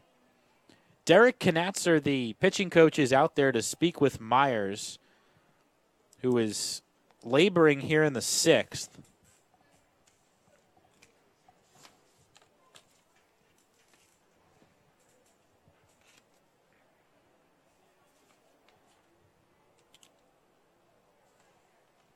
They're going to leave him in to face at least one more batter, with Mitch up to 96 pitches. There are plenty of great arms in the bullpen. And Mason Adams went 3+ innings on Wednesday. I would think he is available today. I believe he stayed under 50 pitches in that outing and is now on 2 days of rest. Derek Rasher, Tommy Joseph, Nate Madej are definitely available. That breaking ball's in for a strike. Now, the real question is whether they would use Ryan Gusto in relief today.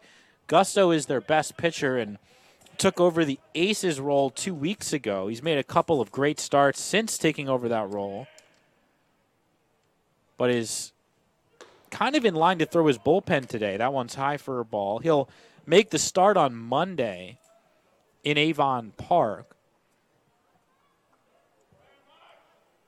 and pitched this past Monday. So today, if he pitched today, he would be on 4 days of rest and would get another day of rest before his next start. So you could squeeze an inning out of him out of the bullpen if you want. Swing and a miss, strike 2 on Bessel. And the Bucks have done that occasionally this year, mixing in a relief outing between 2 starts. If the score remains close, it definitely will be a consideration. If the Bucks can add on a couple more runs, then they'll probably stick with other guys. The 1-2, fouled back. 100 pitches even now for Myers.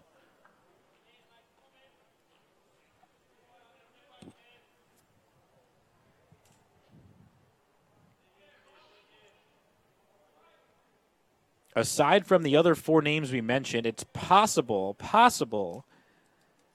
that Joey Magavero and Mark Davis could be available as well. There's strike 3. The runner takes off from first.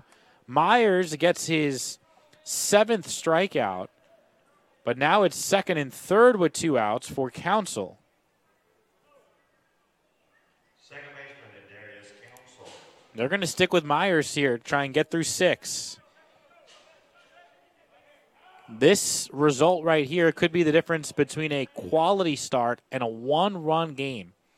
Base hit could make it 5-4.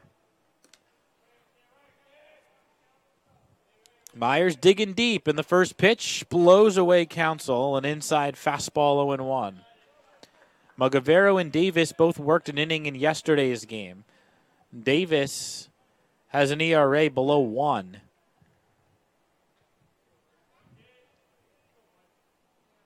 The pitch, swing and a miss. Myers with a belt-high fastball gets ahead 0-2.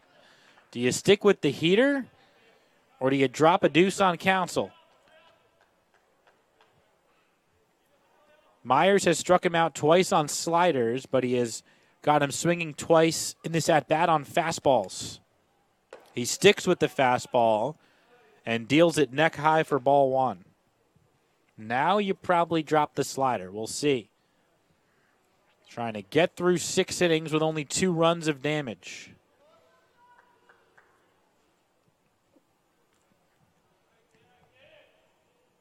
Myers set. The 1-2. Slider in the dirt. Counsell able to lay off, and it's 2 balls and 2 strikes.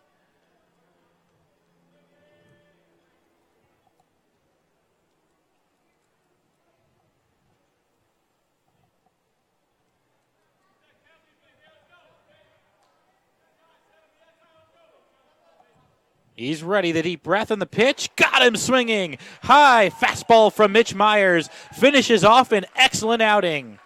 8 strikeouts through 6 innings. Just 1 earned run allowed. Myers is in line for a victory as he stands tall in the 6th. We'll head to the bottom of the inning after this. Bucks still lead by 3.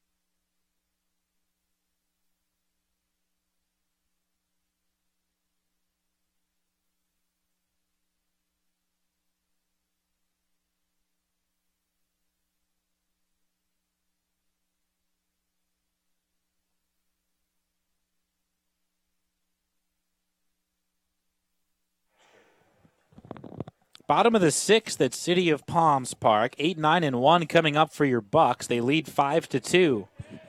Edwin Serrano back to the mound for South Florida State, but the Panthers do have a couple changes you may have heard on the PA announcement. There's a push bunt by McAllister, handled by the pitcher, and the toss is in time 1 pitch, 1 out. We're going to have a pinch hitter here for FSW. Ralph Morla will bat for Milan, who went 0 for 2. So both backup catchers will get some action today. Morla pinch hitting here in the 6th. There's a defensive change for the Panthers. The catcher, McGran, goes from catcher to first. So McGran is at first. And Carter Dahl has come in to catch. First pitch to Morla is low for a ball.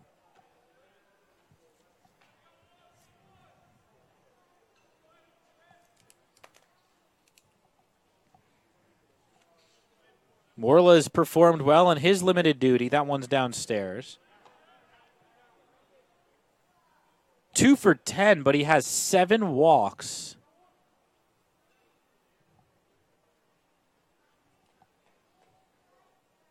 The 2-0 is down and in for a ball.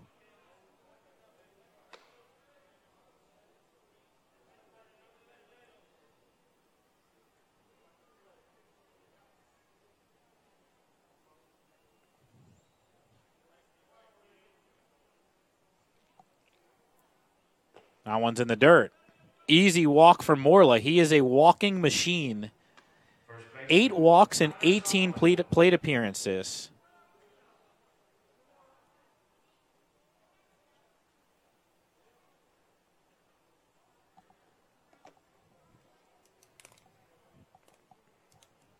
First walk allowed by Serrano. And now we go to the top of the order for Tyler Solomon. Solomon 0 for 2 with a walk. The Vanderbilt transfer looks at one low, ball 1.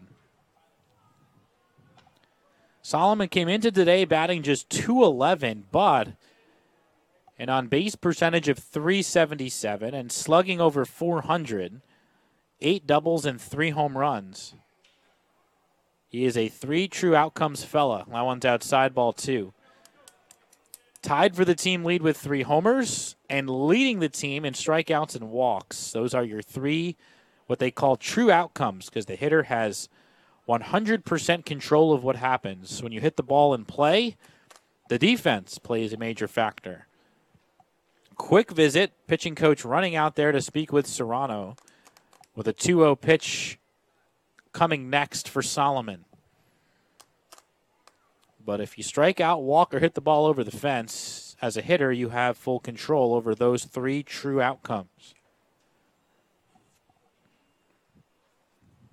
And Solomon controls the result more than most.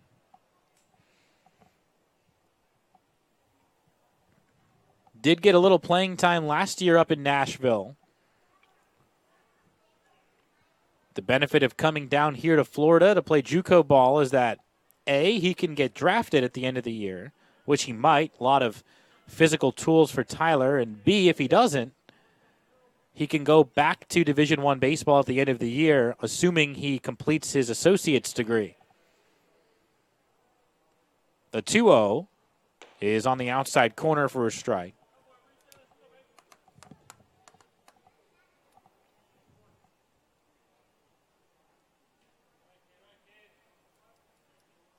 This essentially serves as his redshirt year while he transfers. The 2-1. Swing and I think he missed it because now the runner's advancing. Morla goes to second, makes the turn, and holds on. It'll be 2-2 on Solomon. But now the Bucks have a man in scoring position. That's the big benefit of JUCO baseball. You're draft eligible, and rather than redshirting and not playing any game action at the D1 level, because when you transfer D1 to D1, you have to sit out a year. Rather than truly sitting out, you get to play a full season down here.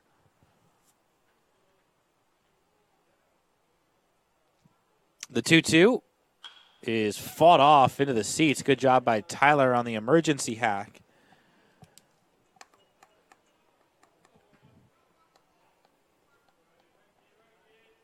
And really, oftentimes here in Florida, the JUCO schedule really represents more of a professional schedule than the D1 schedule does. The 2-2 is fouled off. You start earlier. They start 3 weeks earlier than the NCAA teams, and they play more games. Not by much, but they'll play 5 to 10 more games than a D1 schedule. The D1 schedule usually features 45 to 50 regular season games. And then if you're Solomon, you play for a team like Vanderbilt, you might end up playing 60-plus games with postseason. But here they schedule close to 60 games. The 2-2 is well outside. The count goes full. I'd say the average here is about 56 games for JUCO, 50 to 52 D1. And, of course, on both levels, you can play another dozen or so if you get deep into the postseason. That's the Bucks' goal this year, the 3-2 in the dirt ball 4. Good at-bat by Solomon, who works his second walk of the afternoon. Second walk of the inning given up by Serrano, and now it'll be Burke. The Panthers have yet to figure out Mikey Burke. He's 2 for 2 with a hit by pitch, 2 stolen bases, and 2 runs scored.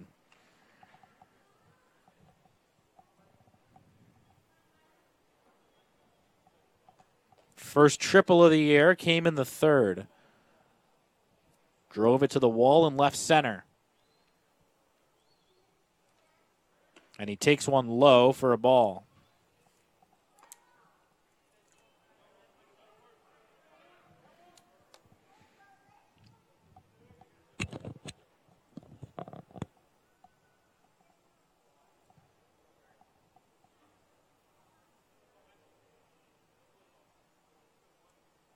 The 1-0 drops in. A huge curveball from Serrano levels the count.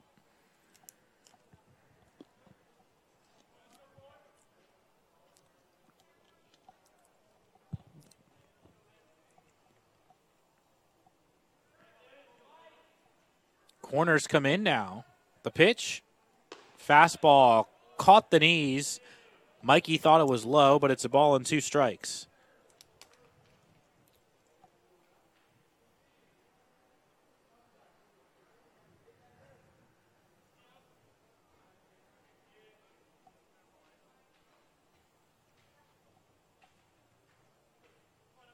The right-hander looks at second, comes home. Curveball fought off. Now you can see the approach for the Bucks hitters, which was good to begin the year, is getting better and better. They're swinging at the right pitches. And when they're fooled, like we've seen these last 2 plate appearances, Solomon and Burke were both fooled by the curveball with 2 strikes. They're able to fight it off and keep the at-bat going.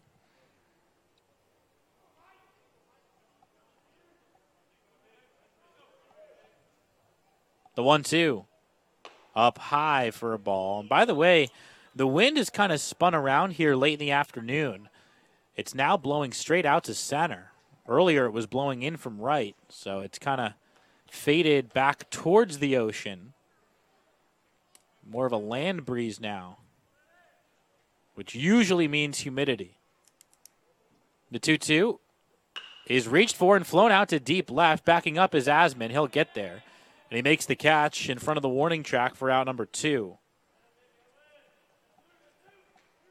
So now Kinch with 2 outs and 2 on.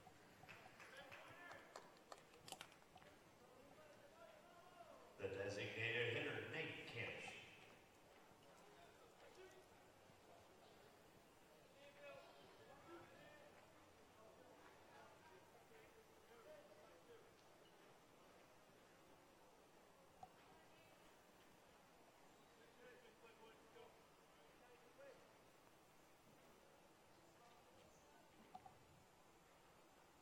Curveball drops in. Serrano has had an increasingly better feel for that pitch.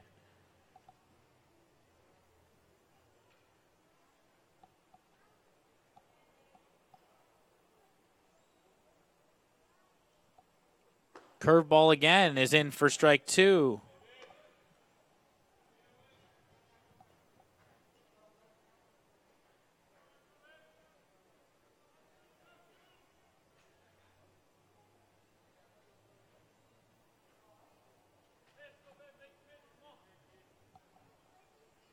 Curveball reached for. Kinch stays alive. Serrano really likes that breaking ball right now.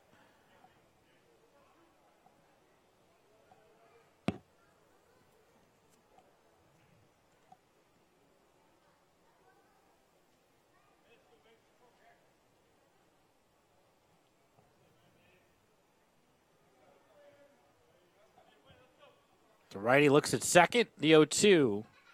Well high for a ball.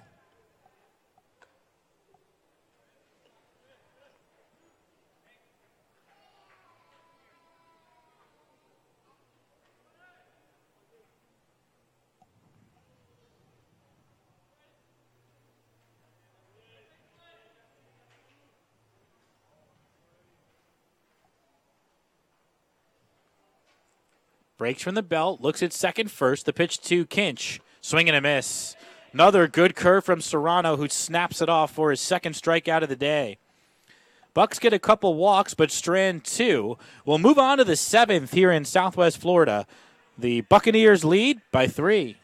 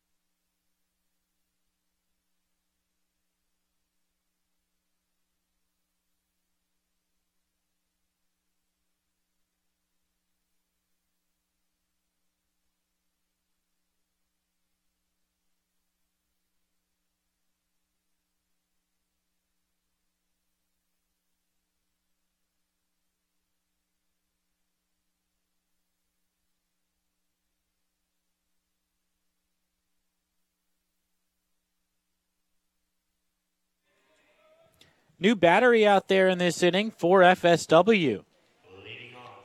Ralph Morla stays in the game to catch after pinch hitting in the previous half inning. And now on for the top of the seventh is right-hander Derek Rasher. 5th appearance of the season for Rasher. He has seen his role increase as he's pitched better and better. That one's in for a strike to start the at-bat with McGran. Or, excuse me, Troy DeVault is pinch hitting. Troy DeVault. Slider misses from Rasher, 1-1.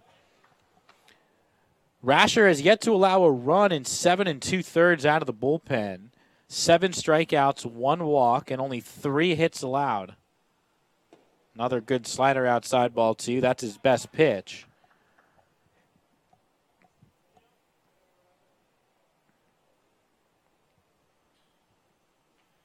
Fastball in for strike 2.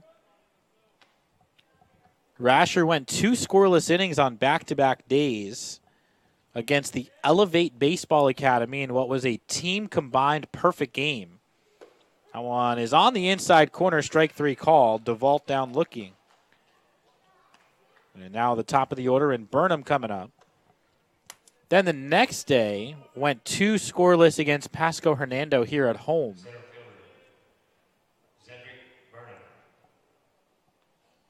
So we'll see if he can keep his streak going. 8 more outs for FSW to get. That one's in for a strike.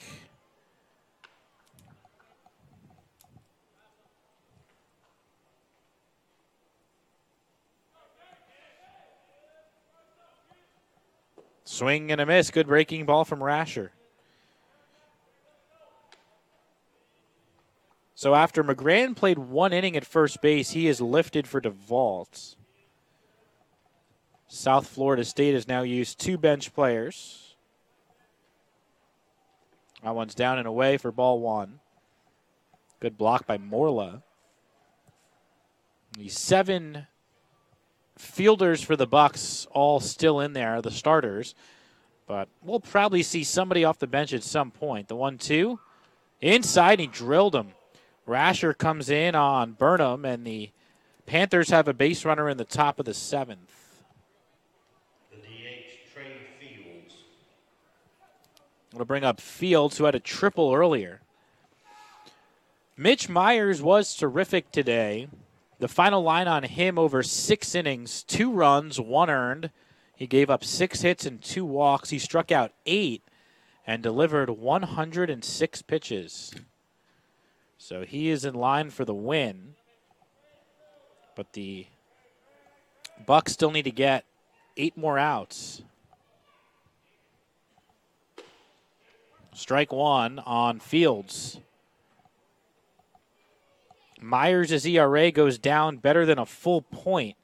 It goes from 6.94 to 5.83. That one dives low, 1-1 on Fields.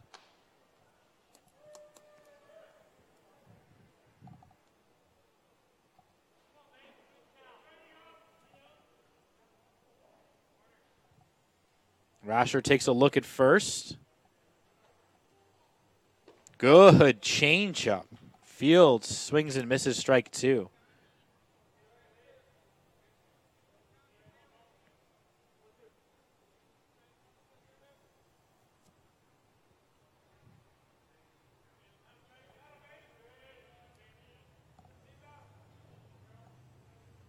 Fastball sails high.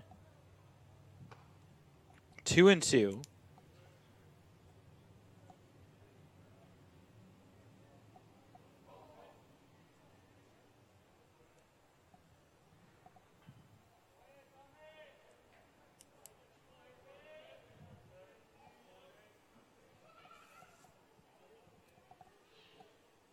Rasher a spin and a throw. Back in head first is Burnham.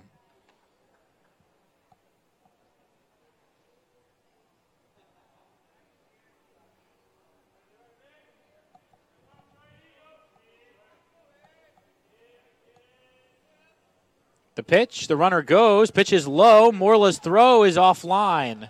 Stolen base for Burnham.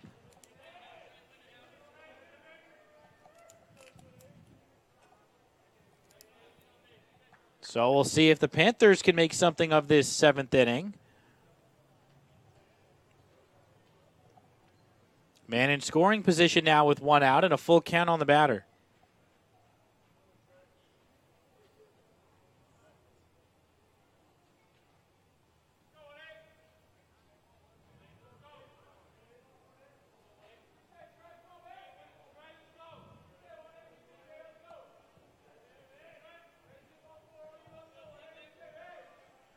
Payoff pitch, hooked foul down the right field line.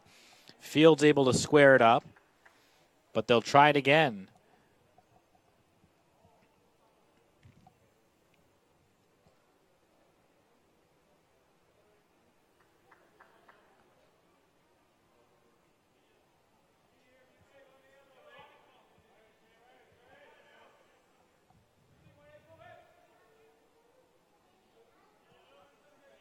Rasher comes home, and it's popped up. Shallow right, Burke coming in, Rincones going out, and it will be Burke to make the catch. No advance from Burnham, who stays put at second.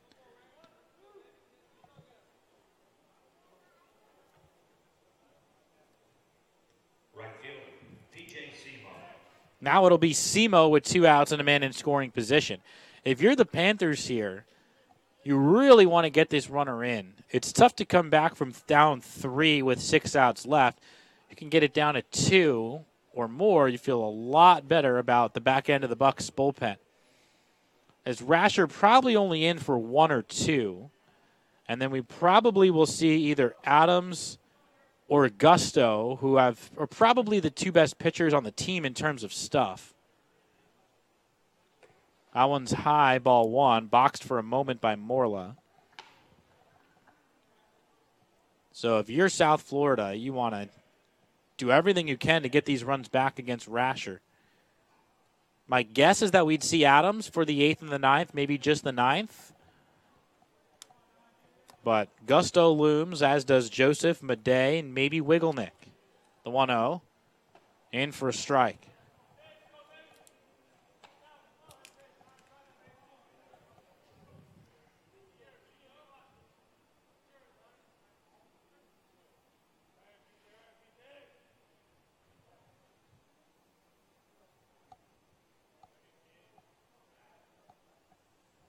Rasher set. The pitch. Hit sharply to third. Under the glove of McAllister. A run is going to score. And now trying for second as Joseph bobbled it is Simo. We could see 2 errors on that play. More importantly, the score is 5-3. Simo trades places with Burnham. They are going to give a hit to Simo. That ball was hit hard, but it hit the glove of McAllister on the backhand.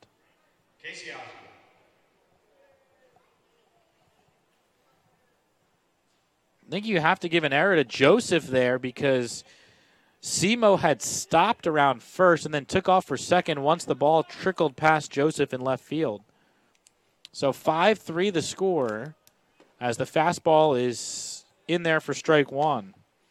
Asman, the batter, who is one of the top hitters on the team. So this game has gotten a little more interesting here with the tying run at the plate in the 7th.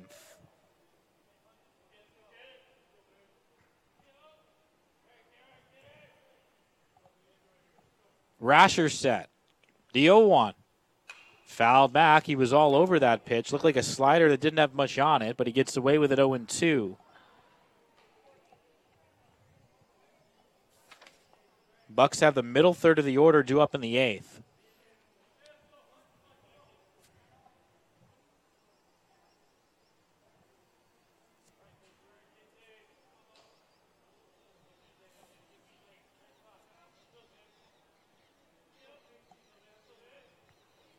Simo takes his lead. Rasher throws that way, or doesn't, almost threw that way.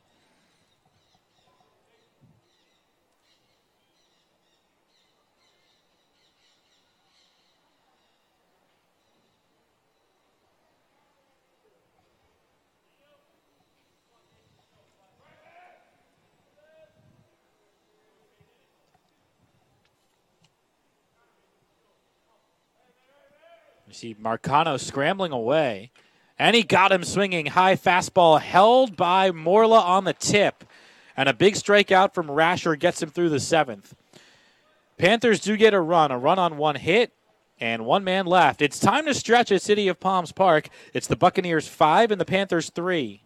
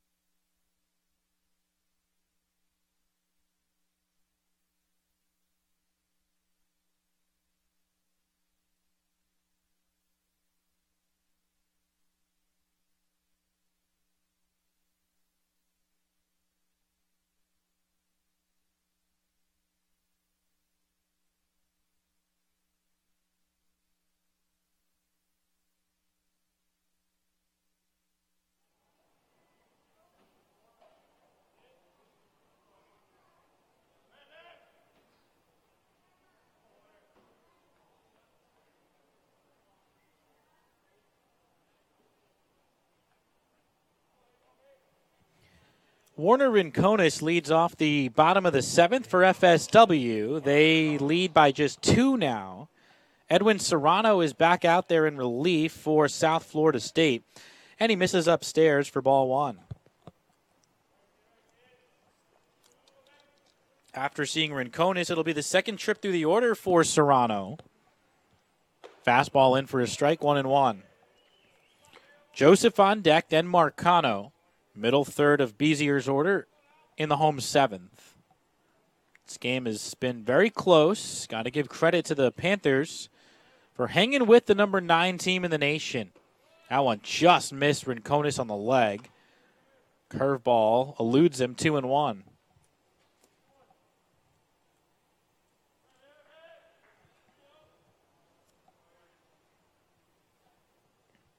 Serrano fires, and it's high, 3-1. We've yet to see the Bucks use any bench players aside from Morla, the catcher. Coach Beasier has at least 5 more bench players available. The 3-1 is drilled to center field. Park eats it up, though. Burnham is back, and he makes the catch in center to retire Rinconis.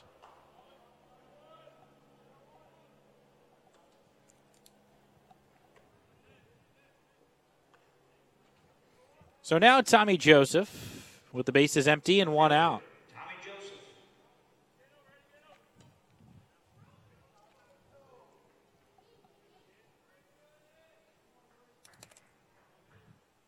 Serrano exclusively out of the stretch, comes home, and he deals a curveball outside for ball 1.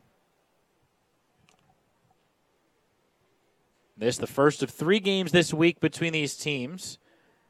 They'll play in Avon Park on Monday and then have a home game here. At least the Bucks will have a home game on Wednesday. That's in for a strike.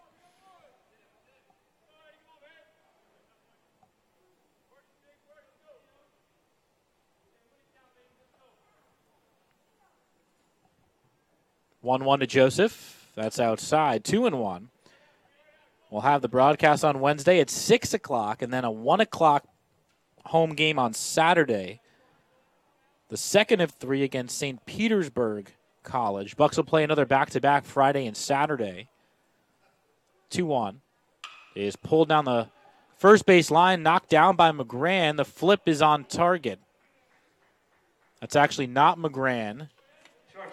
That is Asman on the 3-1 putout.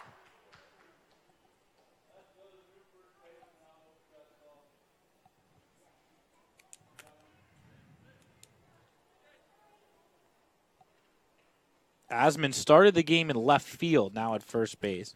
2 up, 2 down for Serrano in the 7th. The batter is Jose Marcano. That one's in for a strike. Serrano's starting to edge on the territory of not being available for Monday. Again, the Panthers have a game tomorrow against an out-of-conference team, which doesn't help their chances against the Bucks. That one's in the dirt, 1-1. But Serrano now has thrown 50 pitches in relief. So you'd have to think, even if they force him to dress, he probably won't be available for very much, if anything, on Monday. And again, this is their best reliever, so that helps the Bucks' cause on Monday. The 1-1, inside ball 2. You got to love your chances if you're FSW with your ace on the mound and the other team's best reliever unavailable. And they use their best starter today, so you're not seeing their best starter or their best reliever on Monday. The 2-1 is inside ball 3.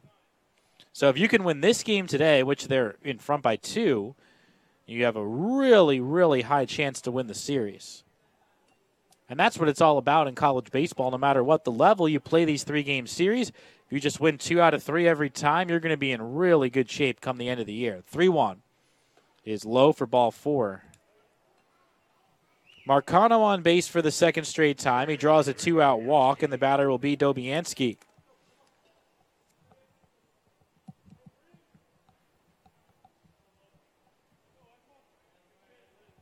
So Saturday, Monday, Wednesday with South Florida State, then Friday, Saturday, Monday against St. Petersburg. So it'll truly be a 4-man rotation for the Bucks, where you throw once every 7 days.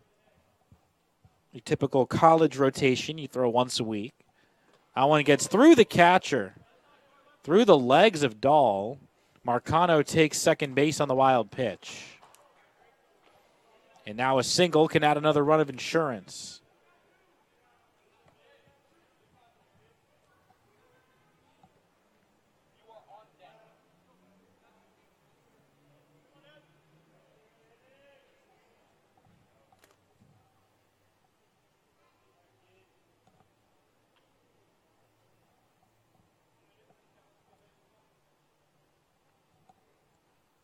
This one's chopped towards the middle. Long way goes Council. He's there. Has to hurry the throw, and they nip Dobianski.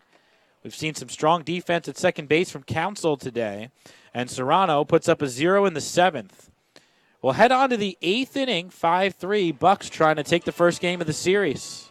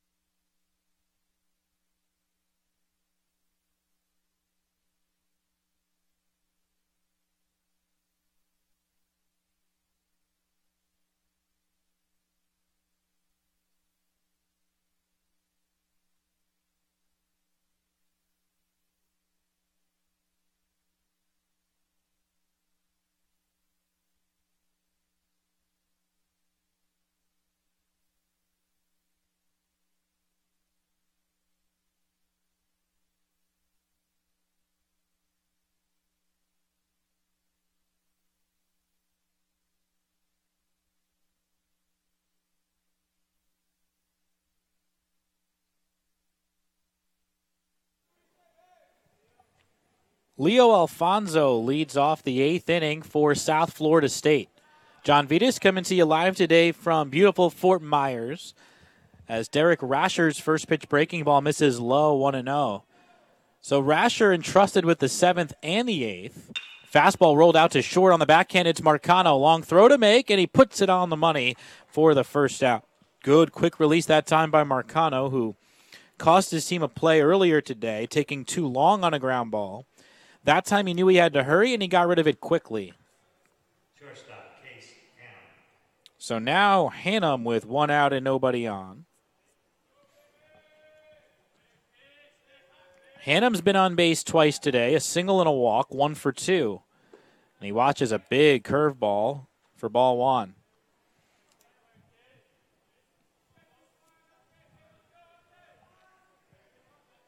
The right-hander fires, and the fastball is in there for a strike.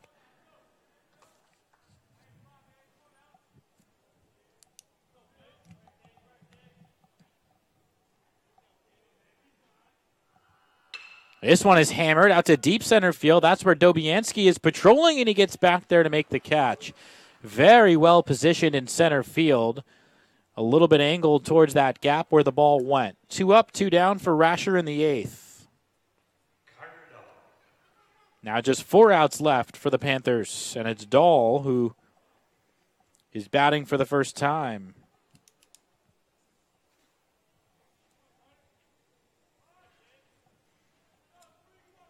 It's been catching for the last 2 innings. And Carter takes strike 1 on the inside corner.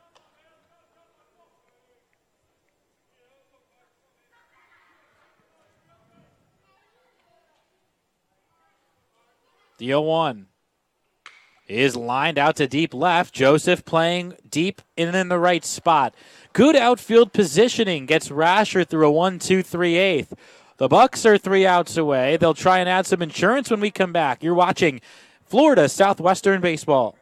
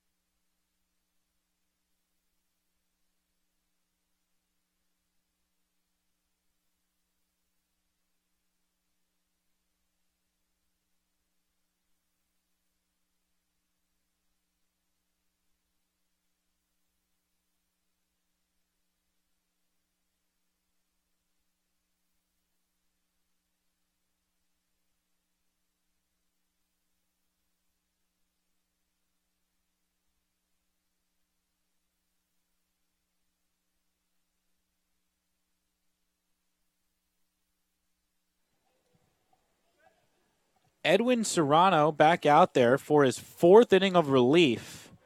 Will face 8-9-1 in the Buccaneers batting order. We already have a pinch hitter on deck. Josh McAllister leads it off, seeing Serrano for the 2nd time. Tried to push a bunt his first time up, and Serrano made the play on the 1-3 put out, and Serrano starts him with a strike this time. The pitch is drilled to center field, but right at Burnham. Doesn't even have to move. McAllister lines out to center for out number 1.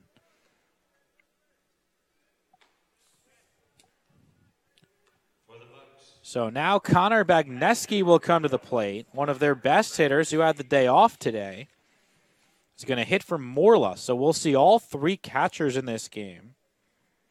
And they're all going to be in the 9 hole, so it kind of looks like a National League scorecard if you're keeping track at home.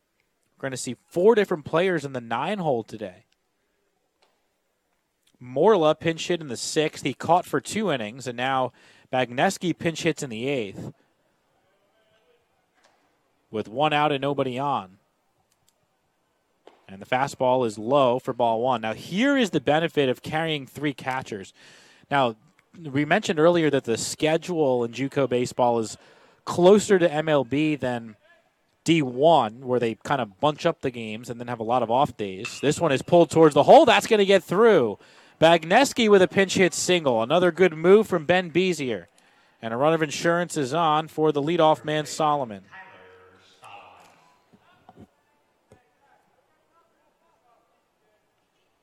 The other part that is much, much closer to pro baseball than college is the roster limits. In JUCO baseball, you only have a 26-man roster for the entire year. You cannot make any moves. The 26 names you write down on opening day are the only 26 players that can play for you the entire year. That's just for the state of Florida.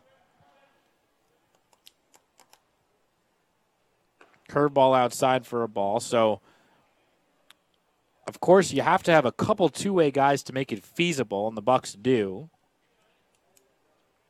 But because they've chosen to carry 3 catchers on that 26-man roster, they can make these types of moves late in games. Just pinch hit for your catcher twice. That one is low for ball 2. So we'll see the starter, Shamir Morales, catching in the 9th. And he was playing catch in the alleyway in left fields moments ago. The 2-0 is on the corner, it looked like, strike one. Serrano now over 60 pitches in relief, so that pretty much eliminates him for Monday.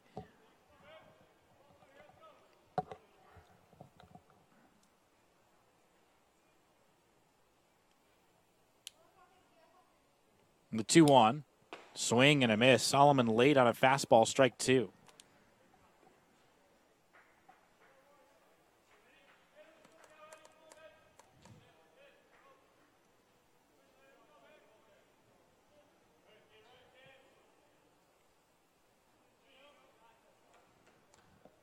Bagneski's got his lead. There he goes. Pitches outside. The throw on a bounce is off the runner and now into center, and Bagneski's going to take third. A stolen base and an 8-2. Moves a run of insurance 90 feet away.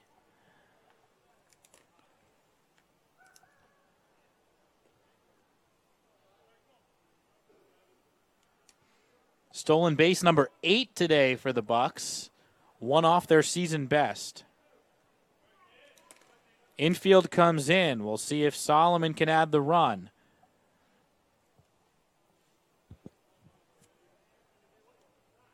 And now he calls for time.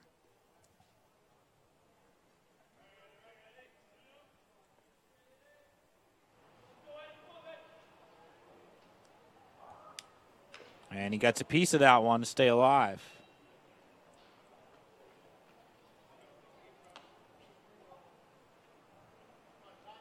Lewis threw 75 pitches.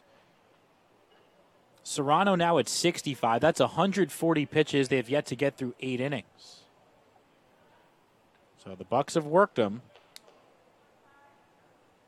The 3-2. Chop towards second. That's not going to do it. Counsell fields and flips. 2 away. Now the infield can back up, and it's all left to Mikey Burke. Right fielder, Mikey Burke.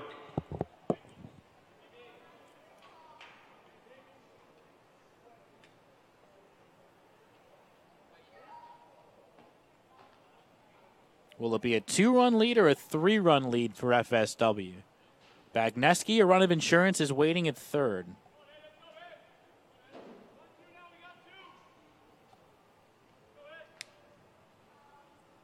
Right on right, Serrano comes home. Curveball spins in 0-1.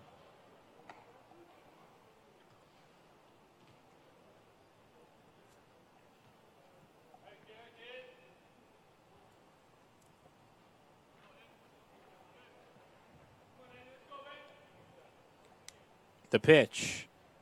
Chop towards the middle. That will get into center field. Have a day, Mikey Burke. His third hit of the game, and it's 6-3. That definitely helps. Bagneski scores as Coach Bezier makes another great call to bring him in and start this rally. And now it's Kinch. And we'll see if Burke tries to run. He leads the team in stolen bases.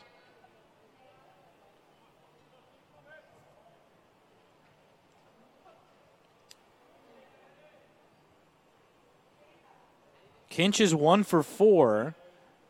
Burke does get out to a nice lead. The pitch is fouled back, strike one.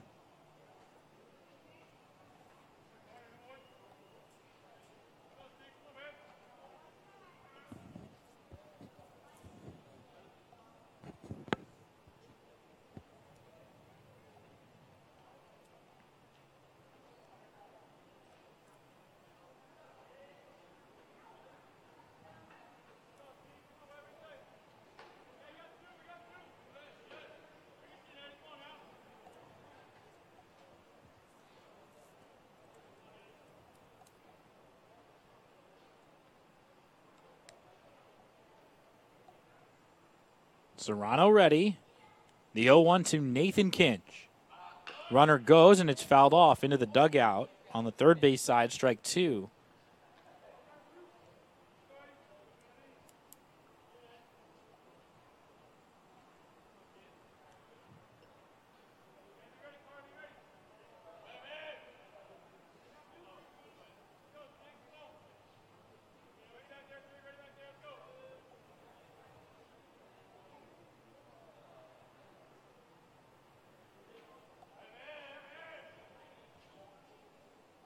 Burke runs, and it's a swing and a miss. Kinch went around, and Serrano picks up his third strikeout in relief.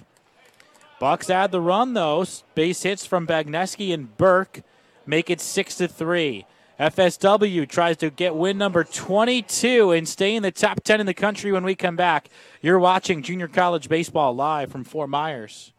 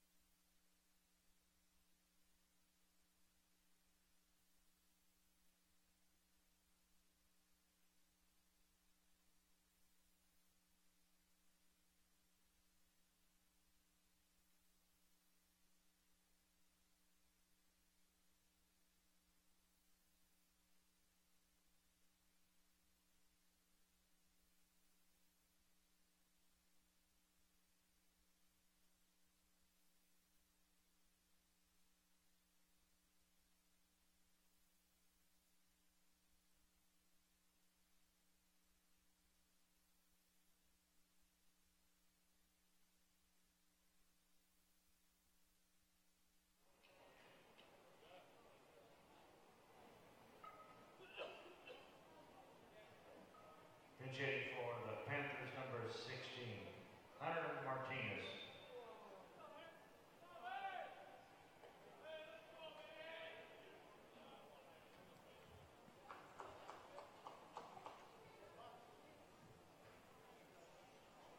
John Vitas bringing you back to Fort Myers as we start the ninth inning. 8-9-1 coming up for South Florida State, and we have a pinch hitter to start things right away. Hunter Martinez is at the plate, and he takes inside for ball one.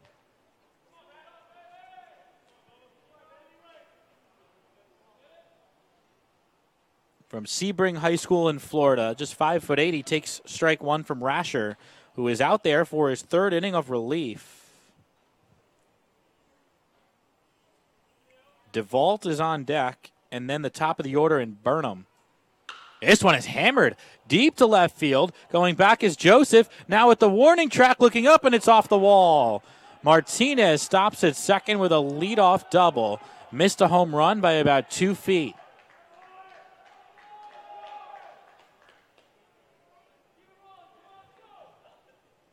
Most well-struck ball we've seen today for the Panthers. And it comes from a pinch hitter, Martinez. And now DeVault will try and keep it going. Have to think somebody else is up in the bullpen if need be here. Rasher rarely goes more than 2. And asked to go 3 in a pretty close game.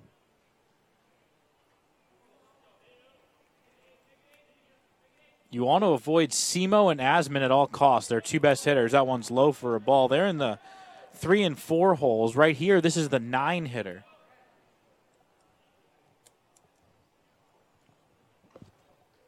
DeVault came in off the bench as a pinch hitter in the 7th and then stayed in the game. The 1-0. Just missed high, ball 2.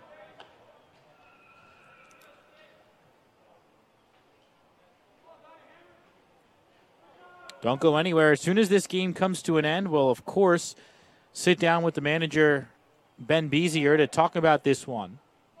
The 2-0 is in for a strike. Talk about Mitch Myers, who went 6 today. He's in line for the win. As well as this scrappy South Florida State team, which has given the Bucks some problems. The 2-1 is flown out to center. Deep but playable for Dobianski. The ball drifting on him. He does get behind it. Martinez will tag and advance easily. But a big out number 1 for Rasher on the fly ball to center field. So now Burnham with 1 out and a man at third.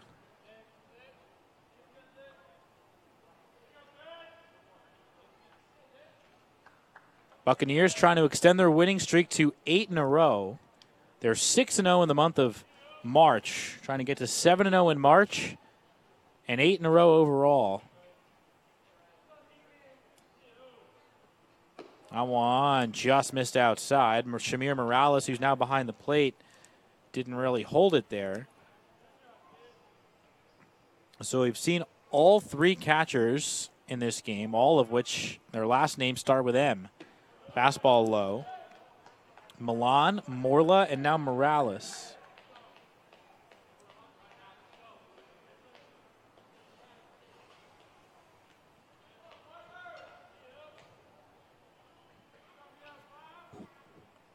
Fastball drilled to center, deep again. Dobianski ranging back in front of the warning track. He makes the side-saddled catch. Tagging from third and scoring is Martinez, but more importantly, the Panthers are down to their final out. Second run given up by Rasher, but this is just about it now. 2 outs, nobody on, and the Panthers still down by 2.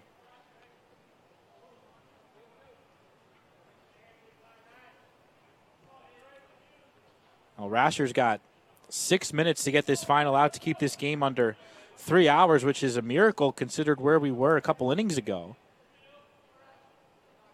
That one's outside for a ball. This game took better than 2.5 hours to get through 7. And now we have a chance to finish it under 3. The 1-0 is outside, ball 2. Well, where else would you rather be on your Saturday afternoon? Temperatures in the low 80s here in Fort Myers as things start to warm up around the country. 2-0 from Rasher. Down and away, ball 3.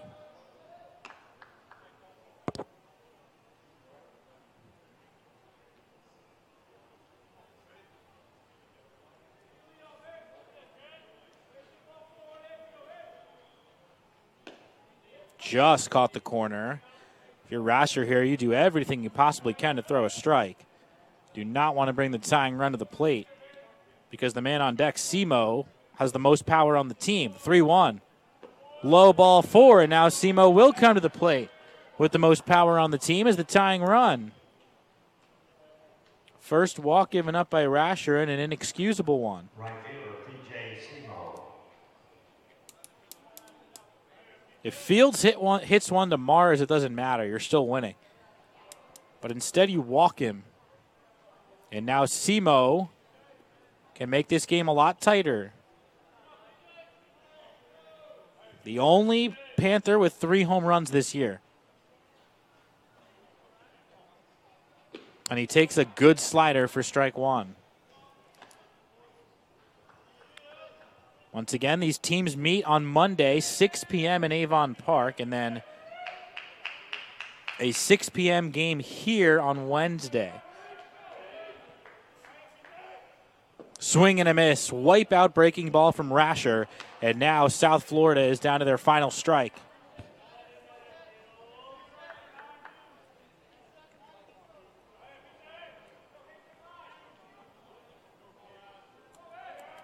Bucks trying to get to 4-0 in conference play.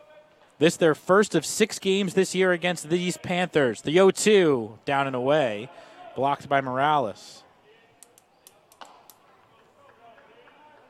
They'll meet again April 12th to 15th for 3 games.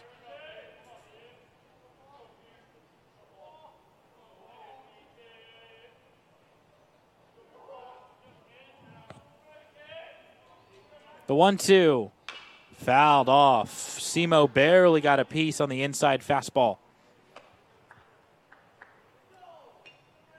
Simo is 1 for 4, had an RBI single his last time up. Asman on deck is 2 for 3 with 2 RBIs.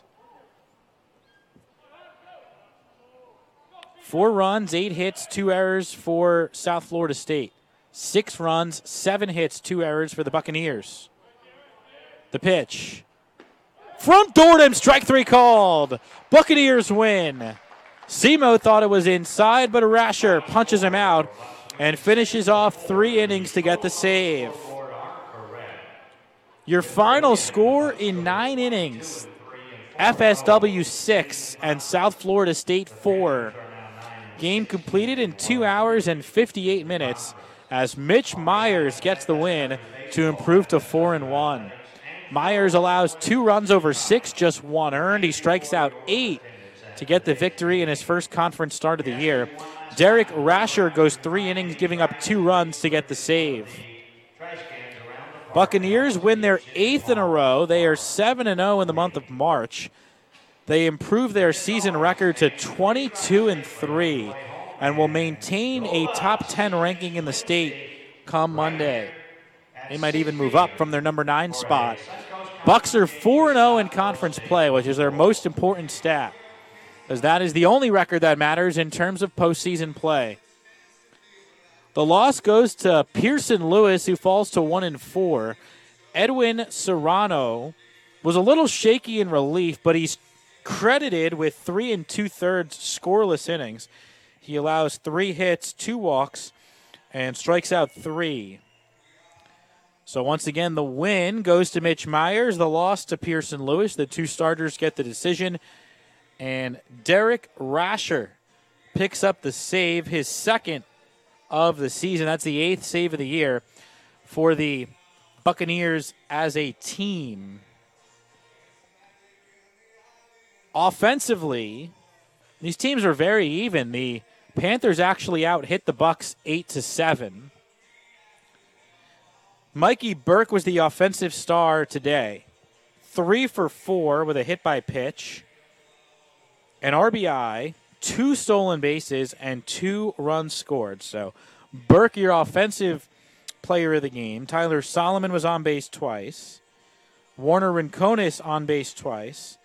And you can say the same for Jose Marcano, who followed up a tremendous performance yesterday with a 1 for 3 with a walk, RBI, and stolen base today. Our next broadcast, as we mentioned earlier, as we await Coach Bezier, our next broadcast will come on Wednesday, 6 p.m. the start, as the Bucks take on the same opponent, South Florida State. They'll play again on Monday. We'll confirm with Coach Bezier when he gets up here, but we expect the ace of the staff now, Ryan Gusto, to make the start on Monday. And then we'll be back here on Wednesday, probably to see Rafael Santos, who pitched the 2nd game of the series against the prior opponent, the State College of Florida, Manatee Sarasota. So again, the likely series matchups will be the same 3 that we saw against the State College of Florida moving forward now. Gusto and Santos probably against this South Florida State team, and then Ferreira and then Myers in the first 2 in the next series of the year against St. Petersburg College Friday, Saturday, Monday later this week. We are still awaiting Coach Bezier. Looks like he got caught up in the dugout. A couple important conversations down there with the opponent, so we expect him to be up here shortly. As the Bucks get their win, they are 22-3, second best record in the state of Florida, better than 20 teams in the state. South Florida State today falls to 9-16, 1-3 in conference play. Didn't talk about it much, but they are a very young team. A lot of freshmen and new players on the roster. We talked about it at the onset that today's starter, Pearson Lewis, the only player committed to play in college at a 4-year school next year, whereas the Bucks already have 4 commits and will get plenty more by the end of the school year. We're going to finish things up here right now in the broadcast booth. Coach Bezier a little caught up today down there, but no worries. We'll catch up with him come Wednesday. Hope you enjoyed the broadcast today from City of Palms Park here in Fort Myers as the Bucks, Coach Bezier might actually be coming up. So we'll keep it right here as the manager for FSW is on the way up. We'll talk about Myers again, who gets the win. He was much better today. We talked about how he had 2 bad outings in a row couple weeks ago, and he really kicked it into gear today. And then Rasher with the save, and Mikey Burke, the offensive star here in this 6-4 win at City of Palms Park.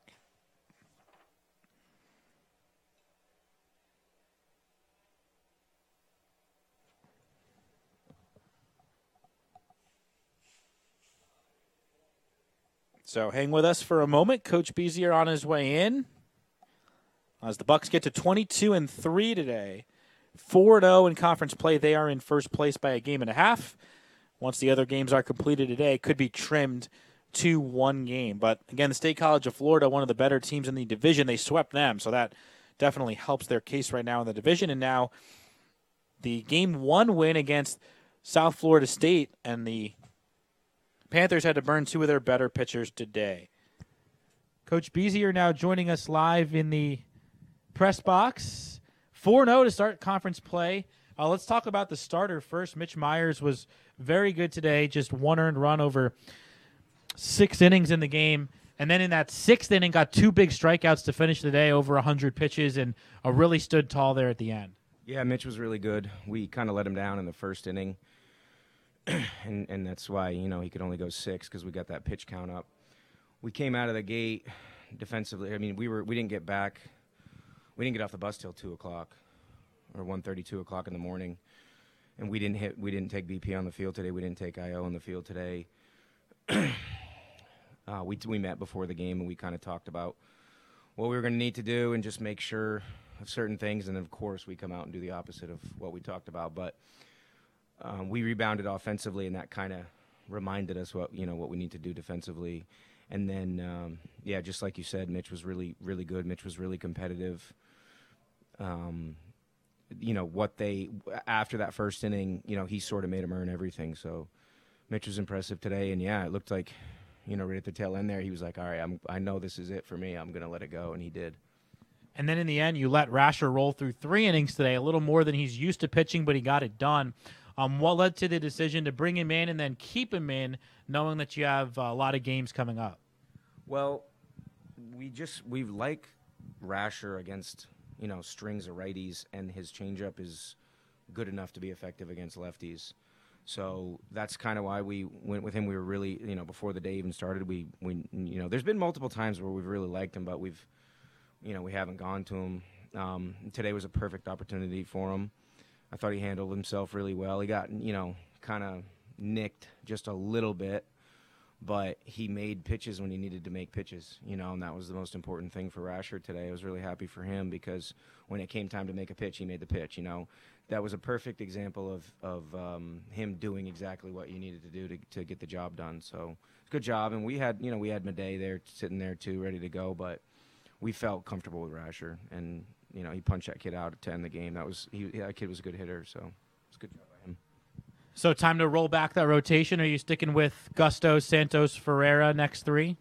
Yeah, we're going to go I know that we're going to go Gusto and Santos. It just depends on kind of how things break down in that game Monday. We eventually at some point, we want to shift things just a little bit, but we have 3 weeks to do that, so we're going to just basically kind of wait and play it out, and when the right opportunity presents itself, sort of shift things a little bit, just so that we can set the matchups, because we have an idea of who we like against who, and we're pretty much set for the first 3. We were set for the first 3 series. We knew that. But we knew also that there was an opportunity to shift things a little bit if things on Mondays and Fridays went a little bit differently for us. So it's going to kind of be like play it and see a little bit. But, yeah, Gusto's going Monday for sure. Santos is going Wednesday for sure. And it's more than likely this first time through going to be Ferreira and Myers Friday and Saturday. But it could be something a little bit different. We'll see. Ben Bezier, head coach for the Buccaneers, getting another 8-game winning streak for you guys. Conference play hasn't been too much of a challenge so far. It seems like that, but it has been a challenge. Today, I have to tell you, we gutted it out today. They out-hit us, I believe. we just gutted through, and we worked it, and we worked it, and we worked it, and we worked it. And we had a couple, spots where we sort of let ourselves go a little bit, but we really worked hard last night and today for those 2 wins. I know that nobody got to see last night's game, but last night was an absolutely exceptional junior college baseball game. It was a lot of fun to be a part of the game last night. And then coming in today, our antennas were up coming into today. I think globally our antennas were up because that team, they were fundamental today. They didn't make mistakes. They took advantage of opportunities to put some pressure on us, and they did that. And when we made mistakes, they got to run. Every mistake that we made, they got to run. Every time we muffed something, they got to run. We just got more.